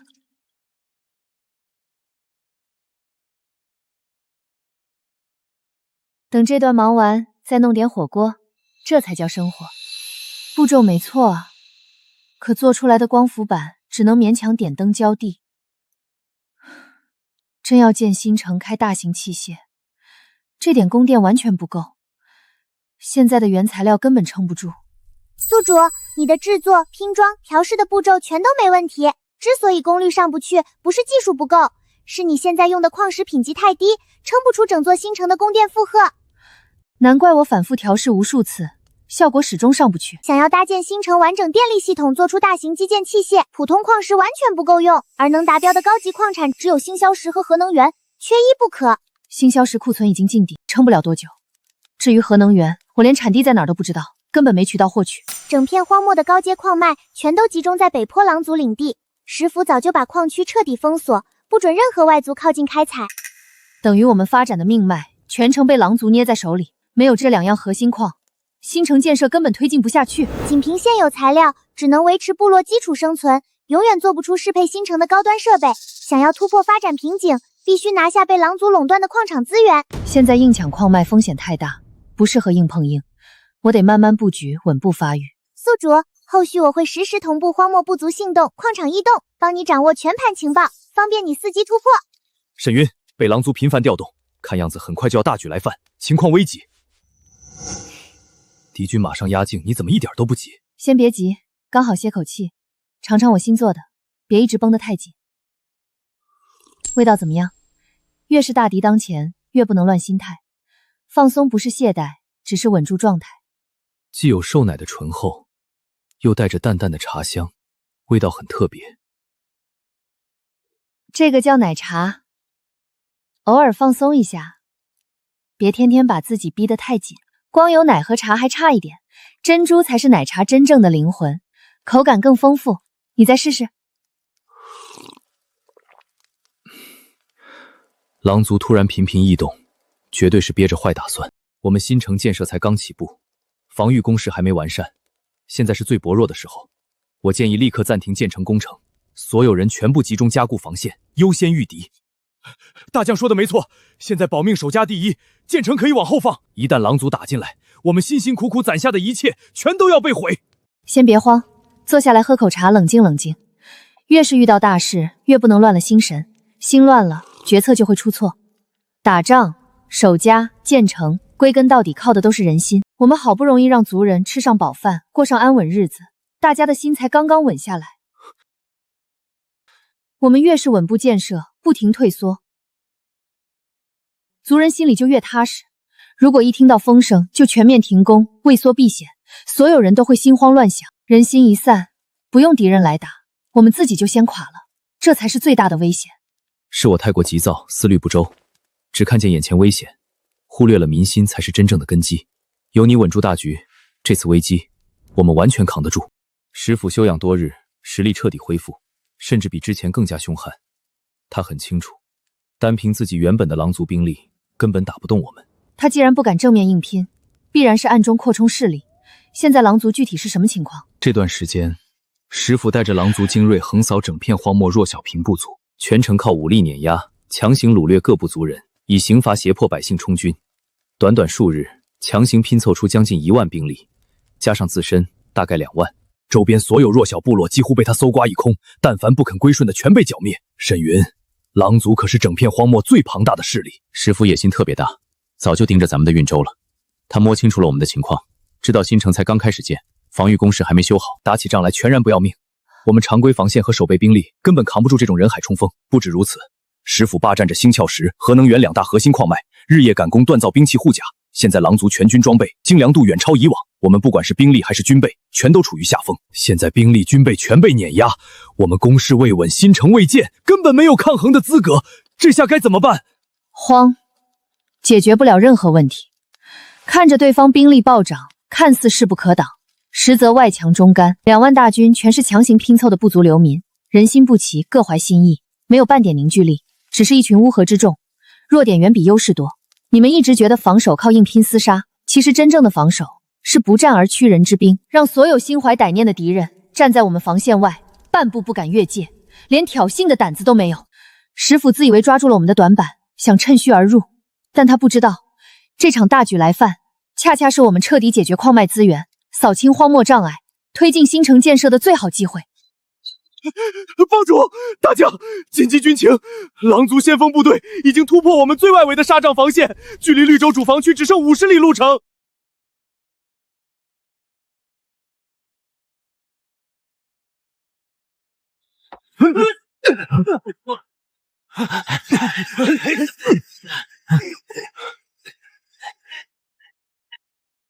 帮主，大将，我们在外围抓到2名潜伏探子，专门深夜窥探我方布防，必然是石府派来摸底军情的。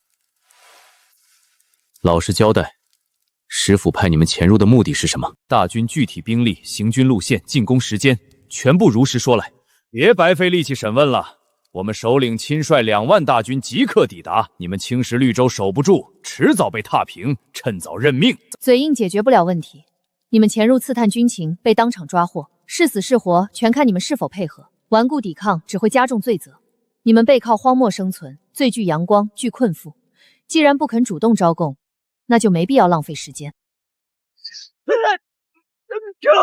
我们找所有情报，我告诉你。师傅集结整整2万联军，收编所有被俘小部族兵力，军械粮草全部备齐，全军整装待发。近日即刻全线进军，踏平青石绿洲。2万兵力碾压式来袭，敌我差距太过悬殊，正面硬拼损耗极大。我率主力死守防线，拖延敌军攻势，同时安排老弱孩童从后山密洞转移，最大限度保全族人性命。不需要，这片绿洲是我们的家，是我们一步步开荒建设出来的根基，没有任何退让躲避的道理。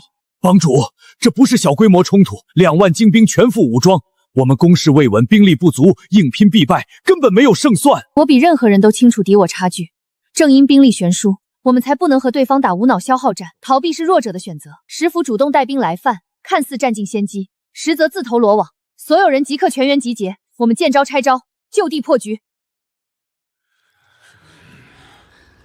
帮主，刚刚审讯完狼族探子，所有情报已经确认，石府带了2万联军，最晚明天就会大举进攻我们的青石绿洲。2万大军啊，我们人手根本不够，根本挡不住。这次怕是真的要交代在这儿了。以前对付小股敌人都费劲，现在对方兵力是我们的10倍，这仗根本没法打，赶紧收拾东西跑路吧。我们不怕上阵拼命，可这根本不是打仗，是白白送死。我自己不怕死，但我手下一大家子族人都要靠我护着，我不敢拿所有人的性命去赌。狼族实力太强，我们根本抗衡不了。沈云，现在赶紧跑，还来得及。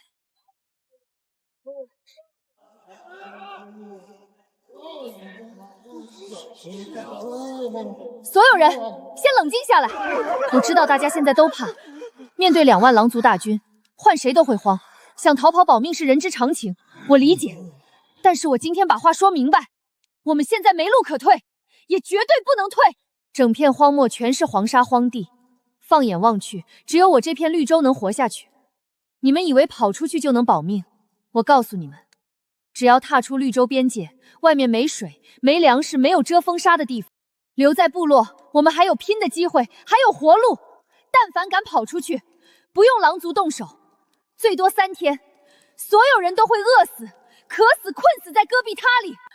慌没用，既然跑不掉，我们就正面迎战。石府仗着人多，以为能吞掉我们的家园，可他那2万人都是被逼着参军的，人心不齐，根本团结不起来。石府想当荒漠的霸主，那我就亲手让他看清，谁才是真正掌控这片荒漠的人。这一次，等着狼族大军主动送上门，让他们有来无回，全军覆灭。军心是稳住了，但风险还在。斥候回报，狼族先头部队已经靠近我们外围，咱们现在的城墙又矮又破，短时间根本修不好，怎么做到2万人冲锋？帮主，普通修补根本来不及，木栅栏土墙太脆了，大军一冲就碎，我们现在完全没有防御优势。旧墙没用，修补白费功夫，直接放弃。我们连夜新建一套防不住的双重防线，先后护水河，再造硬质沙墙。就1晚时间，材料人手都有限，怎么可能建起大防线？我们最不缺的就是黄沙，别人把沙子当废土，我就用沙子造城墙。我们用钢筋打底，混合高温树胶固沙，干抠比土石还硬。外围再挖一整圈宽阔护城河，一水一墙2道防御，死死卡住敌军进攻路链。废人，你带所有部落族人去外围荒漠挖沙，越多越好，全部运回广场集中堆放。收到，所有人跟我走。后土，你带巨猿族沿着整片绿洲边界连夜开挖环形后城河，挖得笔直规整，不留缺口。放心，我们最擅长挖土赶工，保证连夜完工。护城河已经连通一圈，目前3尺深，够用吗？再挖深一点，沟越深越能挡住冲锋，越宽越能拖慢敌军节奏，专门克制他们的人海战术。挖完立刻引水入沟，做成活水防线。等沙料备好，你们再扎钢筋筑沙墙。明白，我马上带人加深加宽。凤一，你带凤凰族全员开炉，加大火力，通宵熬制高粘度树胶，不能停火。收到，立刻开工。树胶已经全部熬好，浓度、粘性都达标，可以随时用料。凤一，你们把高温树胶和细沙充分拌匀，做成胶沙材料。这种材料干高，硬度极高，是我们造沙墙的核心原料。挖沙、挖沟、熬胶、拌料，一刻不停，我要扛不住了。连夜高强度干活，根本吃不消。怕是墙没建好，我们先累倒了。我知道大家都很累，今晚所有通宵干活的人，粮食翻倍，额外加肉，加干净饮水。等工程结束，全员带薪休息3天，绝不亏待任何人。全力开工，守住绿洲。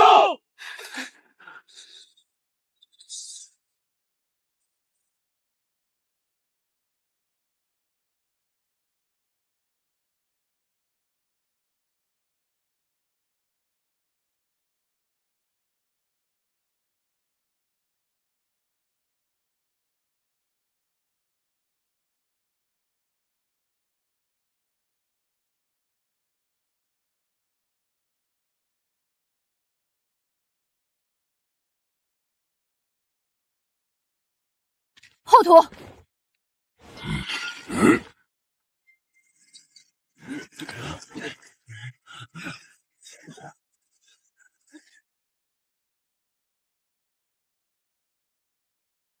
只用沙子和树胶，一夜之间就修出了高墙和护城河，太不可思议了。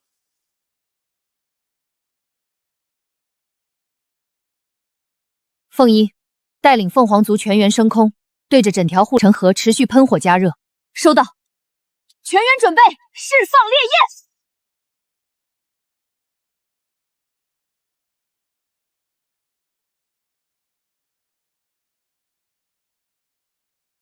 大家辛苦了，所有防御工事全部完工，现在原地休整。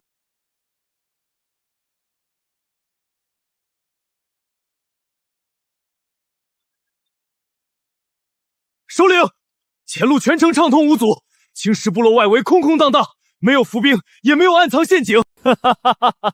沈云一个小雌性，手下人手稀少，工事简陋不堪，也敢螳臂当车，抗衡我2万精锐大军。如今外围没有埋伏，他们就是坐等覆灭。全军全速冲锋，一举踏平青石部落，活捉沈云，彻底霸占他们的粮草、水源，拿下整片绿洲基业，称霸荒漠。谨遵首领号令，踏平绿洲，升起沈云！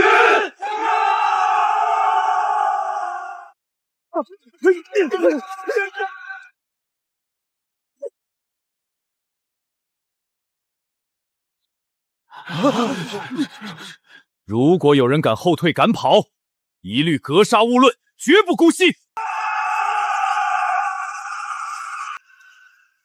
敌人主力已经抵达跟前，马上就要冲到防线，我们可以动手了。全员准备，点燃火石！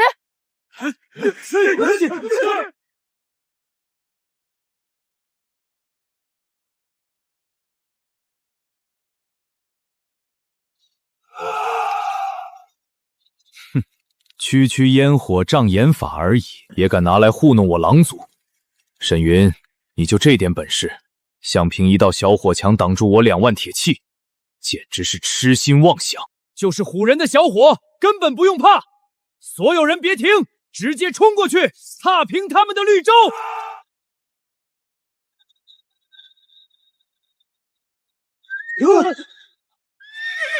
首领，不对劲！我还以为沈云熬夜折腾出了什么厉害杀招，搞了一晚上，结果就挖了这么一条破水沟，就凭这么一条小河沟，也想拦住我2万狼族大军，简直不自量力！我们都是在荒漠里长大的，这可是家常便饭。区区一条水沟，根本挡不住我们的冲锋。就是一条普通水沟，根本不值一提。我带先锋部队直接涉水冲过去，一举攻破他们的外围防线。不用分军，全军直接渡河冲过去，一鼓作气，踏平青石部落。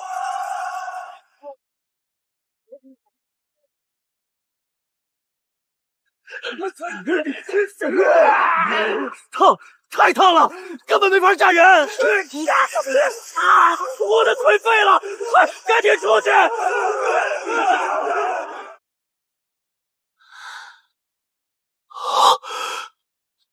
怎么会这样？这河里的水居然是滚烫的开水！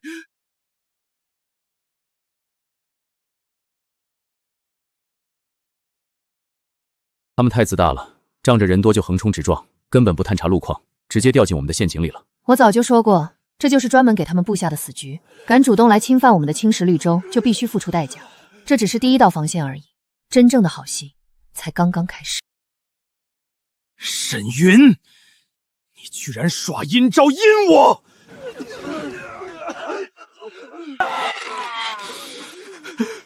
首领，不对劲，一晚上就有高墙防线，这根本不是普通部落能做到的。再冲下去，我们全军都要栽在这里。闭嘴！不过是雕虫小技。我手握2万联军，如果被一道水河吓退，今后我狼族如何称霸荒漠？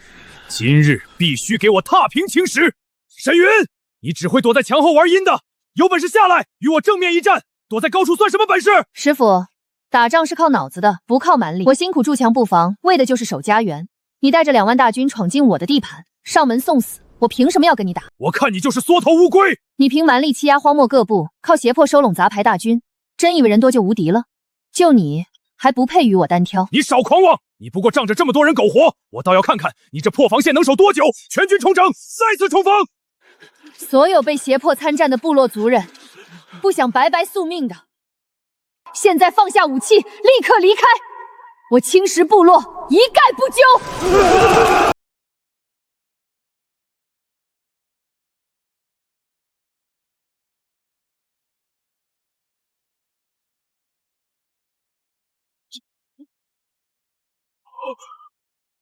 全部就位！师傅，你不是扬言要踏平我的部落，你不是自认荒漠无敌，现在我给你机会，睁大你的眼睛，好好看清楚，你拿什么跟我斗？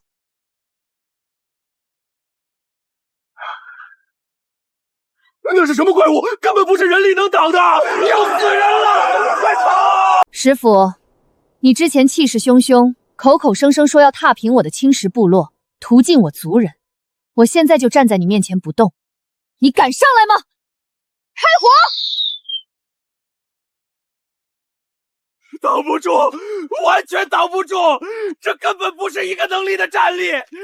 首领，我们撤！我输了，我竟然输给了一个雌性。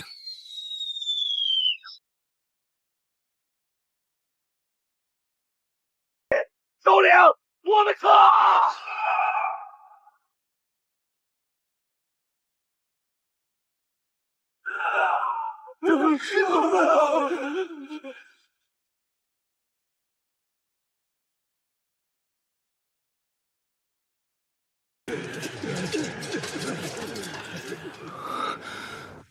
帮主，2万狼族联军，今天这场仗赢得太漂亮了。这场仗赢的不是人多，是思路。石府只会打人海冲锋，我们靠布局和科技碾压。两者从根上就没有可比性。整套环环相扣的防御战术，完全是荒漠所有部族都没有见过的手段。你是怎么在短短1夜之内完整构思出来的？动脑子，没有凭空想出的奇谋。我只是摸清了石府自大轻敌的性格弱点，顺着他的进攻节奏，一步步设下圈套罢了。如今石府主力大军全军溃败，短时间内再也没有势力敢来侵犯我们。接下来我们总算能放下警戒了。短暂休整我们要，发展我们不能停。现在狼族战败，2处矿脉归我们，这2种矿石是制造光伏板的核心原料。我干的这些，真正目标是搭建一座完全依靠自主能源运转的科技新城。靠！又废掉一块成品，不出几天，所有矿料耗尽，到最后一块合格能用的太阳能光伏板都造不出来。沈云，这批基板全部存在严重缺陷，我们怎么办？沈云，我们要么力道太大，直接压裂基板，要么力度不足，板材贴合松散，始终拿捏不住精细分寸。矿石只能做粗略分拣，藏在矿料里的细小杂质根本清理不干净。我们族群只适合干纯体力活，光伏加工这种精细活根本不是我们能胜任的。沈云，不如我们暂时关闭光伏生产线，派人到荒漠各个部族寻找一批手脚灵巧、能操作精细加工的匠人过来支援。停工绝对不可以，我们耗费大量资源才搭建完整的设备，生产线一旦停摆，前期投入的所有的努力都会白费。可整片荒漠大大小小部族，日常只依靠冶炼生存，根本没有精细加工的族群，短时间内找不到合适的支援。帮主，我刚清点完工坊所有库存，高品质纯矿只剩下最后一批存货。靠着城墙和护城河，只能暂时守住咱们的地盘，根本不算长久安稳。我搞光伏能源，造机器，研发运输设备，就是想让部落真正站稳脚跟。这块光伏板只是第一个难题，后面还要做更多精密活。我们不能一遇到困难就放弃摆烂。这些我都懂，但是荒漠周边的所有部落我们都打过交道，主要是没有这种人啊。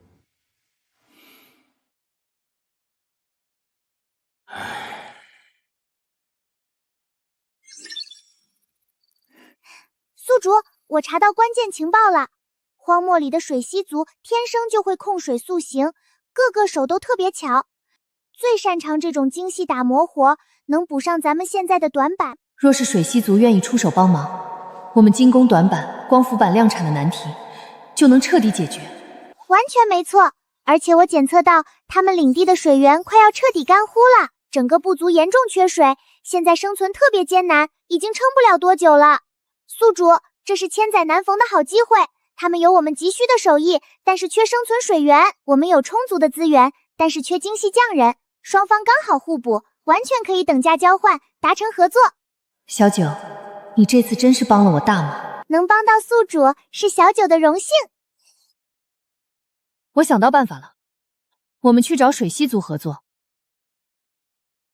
他们擅长控水塑形，精通精细手艺，刚好能解决我们做不出光伏板的难题。不行，绝对不行！沈云，水蜥族最难打交道。之前我们去他们领地借水，处处为难我们。现在我们主动上门求他们干活，那不就是自讨苦吃吗？沈云，这件事你真的要三思。水蜥族本来就排外，之前借水的尴尬场面我们已经经历了呀。现在我们部落刚打完大仗，好不容易安稳下来，根本没必要主动去碰这个钉子。万一闹起矛盾，刚刚平息的战火再次点燃，太不划算了。我知道你们怕什么，但现在停工没用，整个荒漠只有水蜥族会这种精细手艺，能帮我们造出合格的光伏板。他们现在领地缺水，快要活不下去了，正是谈判的最好时机。我们有水，他们有手艺，是互相帮忙，不是我们求他们。既然你已经下定决心，那我们就陪你一起去，不管发生什么，我们都跟着你。大家简单收拾一批水源、基础物资，休整一晚，明天一早，我们亲自前往水西族领地，先跟他们谈，谈不通拿东西。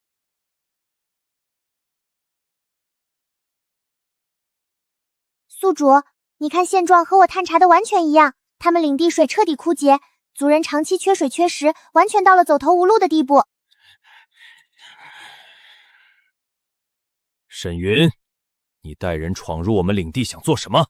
荒漠各族互不侵扰，立刻带着你的人离开。我来跟你谈合作，我看得很清楚，你们部族水源耗尽，族人生存艰难，再这样耗下去，整个部族撑不了多久。我们青石部落有稳定水源、充足粮草，保你们全族安稳活下去。有意思，当初你们青石部落缺水，低声下气来我们领地求水，如今你们缓过来了，就开始盯着我们，借机拿捏我们。那你想多了，我是想和你双赢。哼，我清楚你们水西族天生擅长控水塑形，手上精细度远超荒漠所有部族，能做其他人做不了的精密细活。我们星辰光伏屋坊正好卡在精工环节，一直做不出合格板刺。只要你们愿意出手帮忙，帮我们打磨零件，你们全族的生活轻食全包了。简直可笑！我们水西族的控水塑形天赋是用来调理水土、滋养生灵的群群本事，不是给你们做苦力杂活。我们靠天赋立身，绝不做苦力。让我们干这种粗活，纯属浪费天赋，辱灭我族尊严。你们现在都快断水断粮，活不下去了，族人一个个熬得奄奄一息，还纠结这些没用的面子，所谓的尊严，活着不比什么都重要。就算我们部族日子再难熬，也绝不会糟蹋祖传天赋，自降身份做苦力。你们的合作，我们绝不接受，立刻离开我们领地，再不离开，休怪我们不客气。这群人死要面子活受罪。沈云，这下彻底卡死了。他们不肯出手帮忙，我们的工序就永远推进不了。新能源光伏工坊只能停工。面子再值钱，也救不了全族的命。他们现在端着架子，不过是还有最后一点底气耗着。好好讲道理，谈双赢行不通。既然你们非要端着架子，死守面子，那我就换一种方式跟你们谈。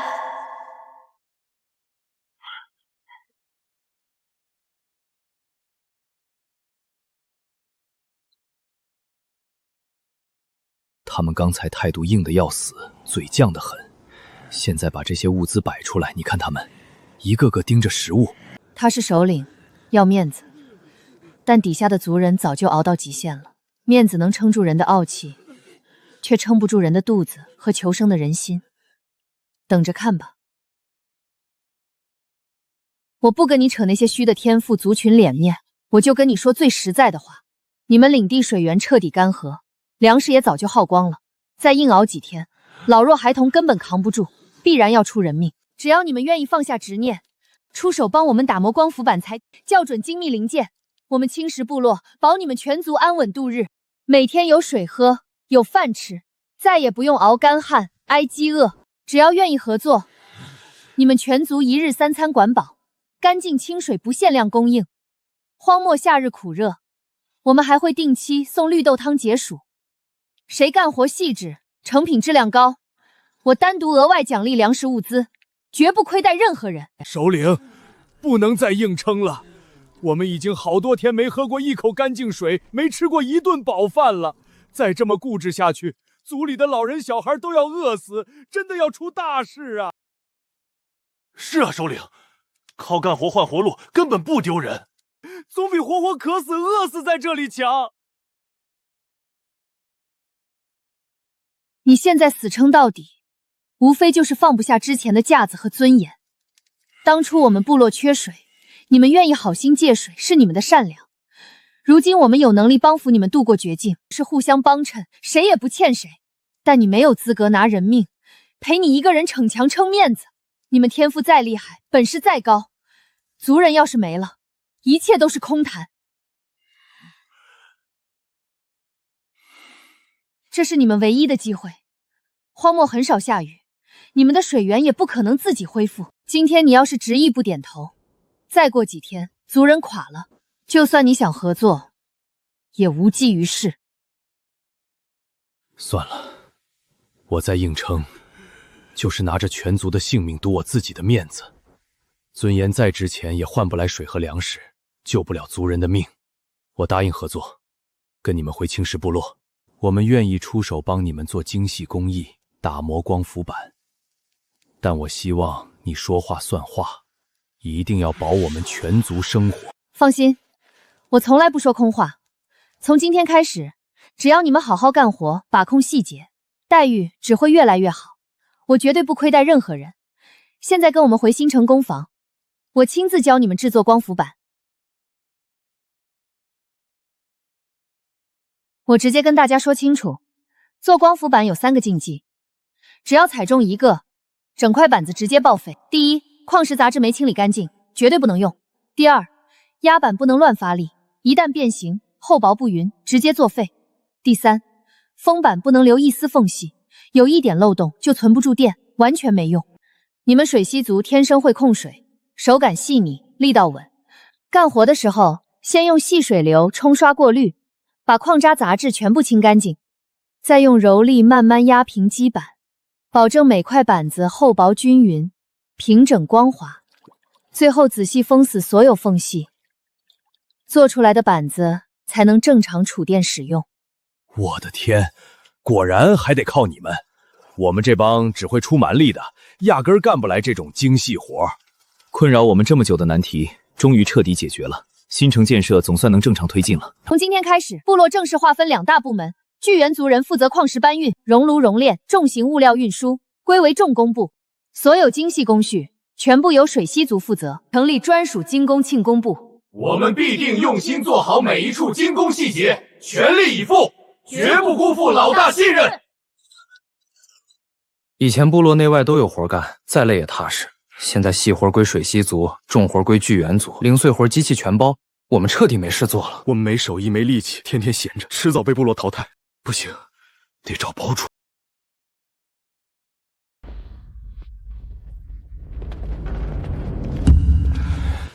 帮主，我们现在无事可做，一点力都帮不上部落，心里又慌。我们不想一直当闲人吃白饭，求你给我们安排点活。我们也想踏踏实为部落出力。你们不是多余的，以后蛮力粗活都会被机器代替。部落现在不缺苦力，缺的是能把关盯质量的人。从今天起，部落新增专属岗位，正式成立工艺督察队。你们这批人全部编入督察队上岗任职。督察队这是做什么的？是要让我们搭建新器械吗？水西族天赋高，手艺好，专门负责精细活，是咱们部落的核心工艺输出。而你们督察队的工作就是全程盯着他们干活，每一道工序有没有偷懒，全部由你们监督把控。水西族手艺精湛，成品看着都完好无损，一旦他们偷懒简化工序，敷衍了事，表面看不出问题，后续供电储能都会埋下巨大隐患。你们的职责就是杜绝这种情况，只要查到不达标的情况，直接判定这批板材全部作废，扣除对应族人补给，问题不整改到位，坚决不准上岗做工。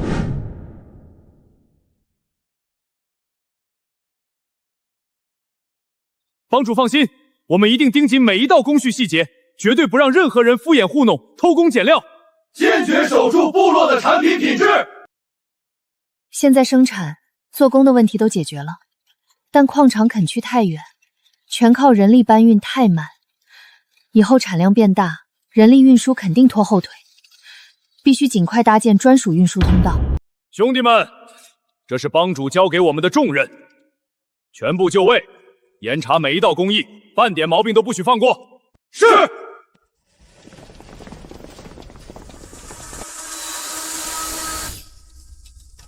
停！这件不合格，你速度太快，跳过了固定工序。表面看着没问题，里面咬合纹路深浅不一，你就是偷懒。成品完好能用，就差2步小工序而已，你纯属故意找茬。工序没有大小之分，帮主定的规矩，只看流程合规，不看表面好看。跳步就是违规，要么立刻重做，要么扣你这批物资，自己选。你是不是皮痒？信不信我毒死你？你敢动我一下试试？你所有吃身水源全靠部落供给，你闹事直接断你物资，停你岗位。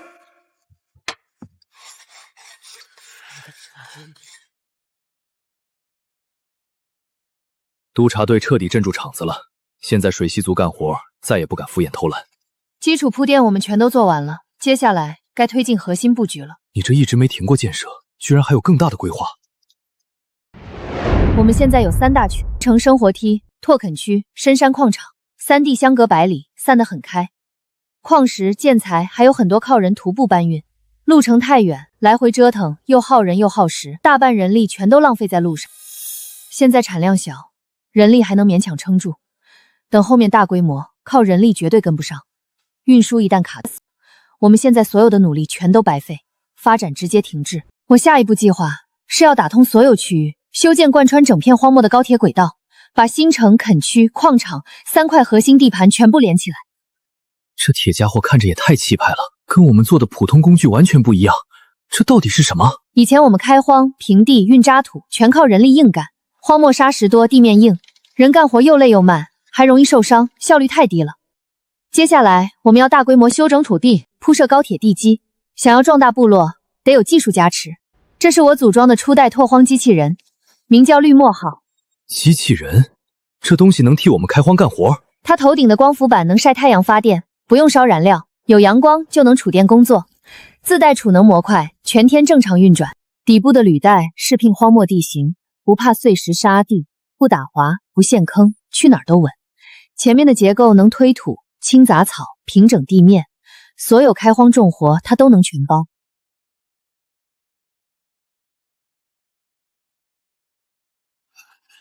我的天，这东西也太离谱了！我们10几个人干一整天的活，他一小会儿就搞定了，做的还比我们工整。我造绿墨号不只是为了省人力，现在3地相隔太远，人力运输卡死我们的发展。我准备正式开工，修建荒漠高铁轨道。绿墨号负责平地、轻木机、转运建材，包揽前期所有基建重活。光伏系统全程供电，保障机器和后续轨道设备运转。等轨道修好，3地物资快速互通转运，部落的发展才能彻底盘活。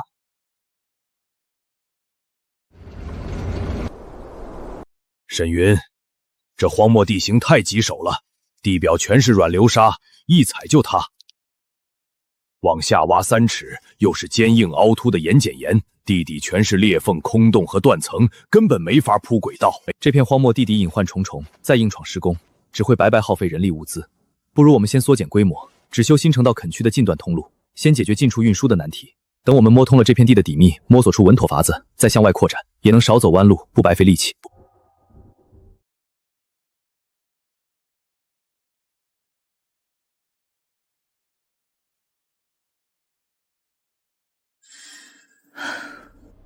原来问题出在这里，只修一小段根本没用，治标不治本。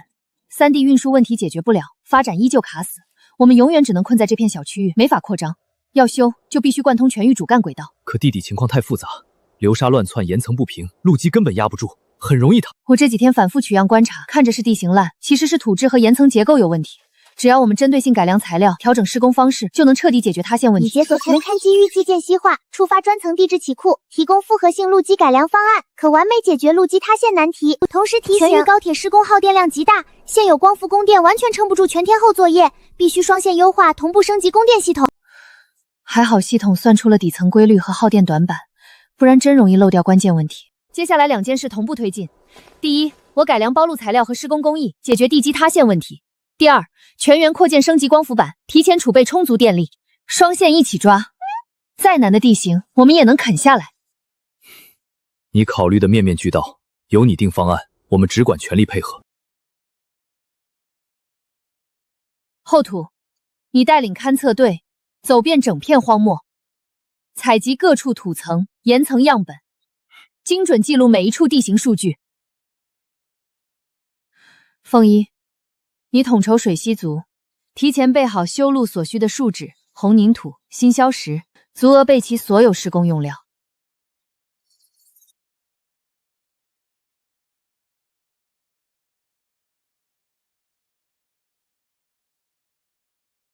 检测到材料配比存在偏差，当前星诺石占比不足，锁砂效果薄弱，流沙层容易松动坍塌，建议上调8%配比。红粘土粘稠度合格，但疏枝凝固速度偏快，浅层稳固无碍，深层承压易分层开裂，需调整分层浇筑间隔时长，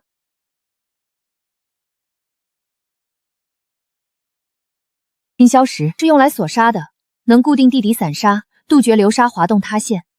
红粘土隔绝地下盐碱水，避免盐水上反腐蚀路基。隔水树脂凝固后，能将整段路基连成一体，填满岩层所有缝隙，牢牢加固断层。明白，我们一定按这个标准来。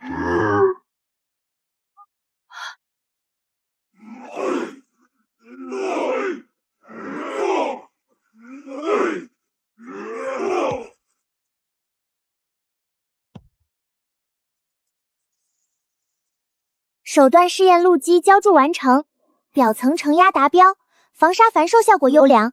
建议留存试验数据与材料样本，为后续深层施工优化做铺垫，规避大规模施工隐患。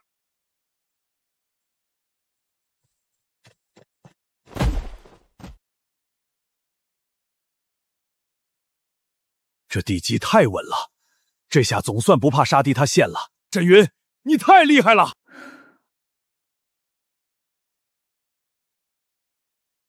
表层路基已然稳固，但地底深层隐患仍在，流沙、断层尚未完全处理干净，后续全线施工，万万不能松懈。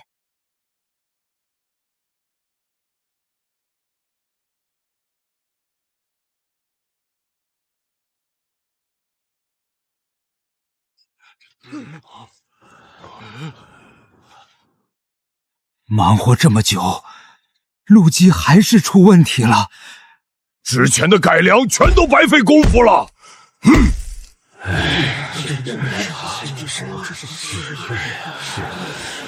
沈云，这路基实在太不稳定了，怎么修都出问题，我们该怎么办？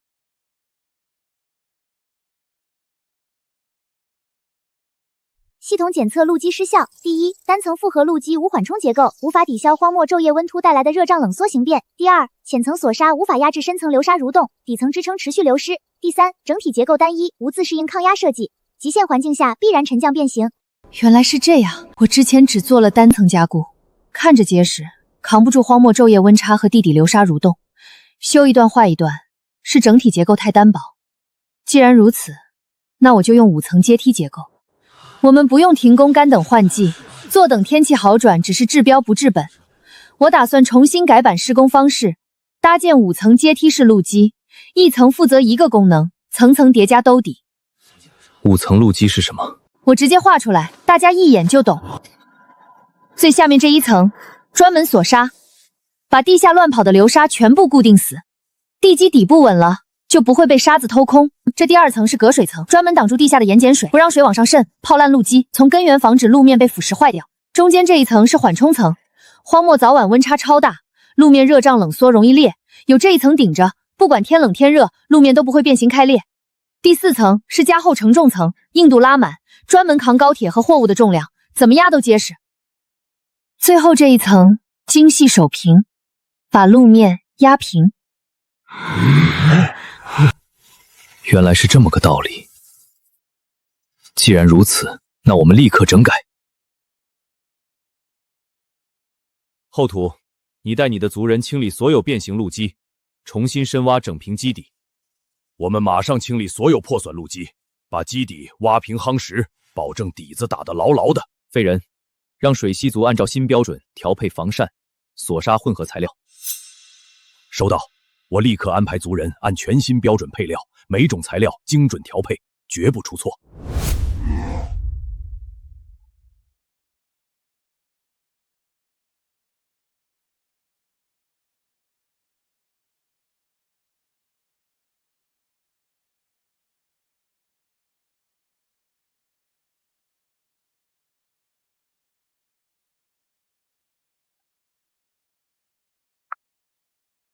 检测到全员开启标准化分层施工，每层工序合格，固化流程正确。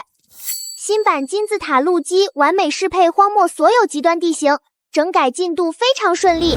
还好你及时提醒我结构问题，不然我还在单层修路的死胡同里打转。5层结构层层斗底，这次绝对能彻底根治路基沉降变形的老毛病。宿主不用客气，单层路基出现隐患是必然情况。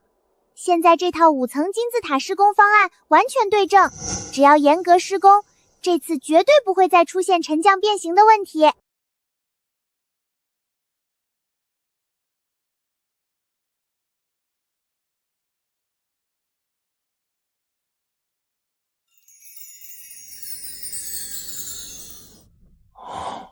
现在路基彻底修稳了，完全经得起用了。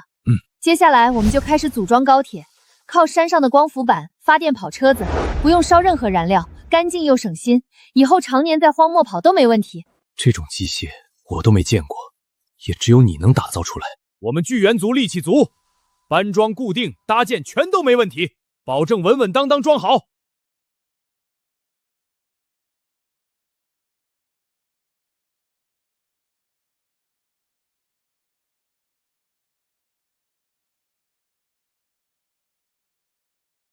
路修的好不好，不能只靠眼看。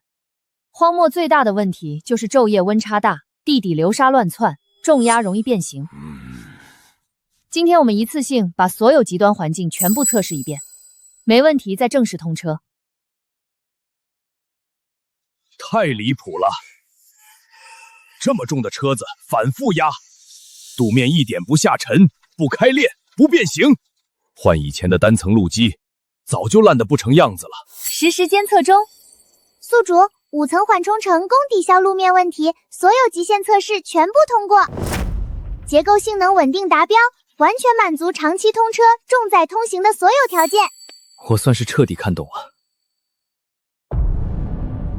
这结构层层设防，把荒漠修路的所有死穴全部解决了。有这么稳的路基，以后咱们再也不用担心半路出问题了。宿主，绝境路基门题彻底攻克，全域通车条件圆满达成，可以正式启动高铁全线通车。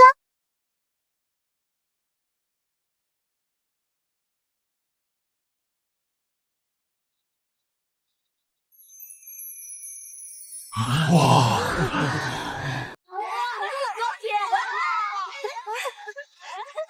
全部检测完毕，5层镀基结构永久稳固，全域供电系统稳定运行，轨道通行零隐患、零风险。宿主成功完成荒漠治沙、基建铺路、能源搭建、文明拓王全部主线任务，青石部落彻底脱离绝境，开启稳定繁荣的全新纪元。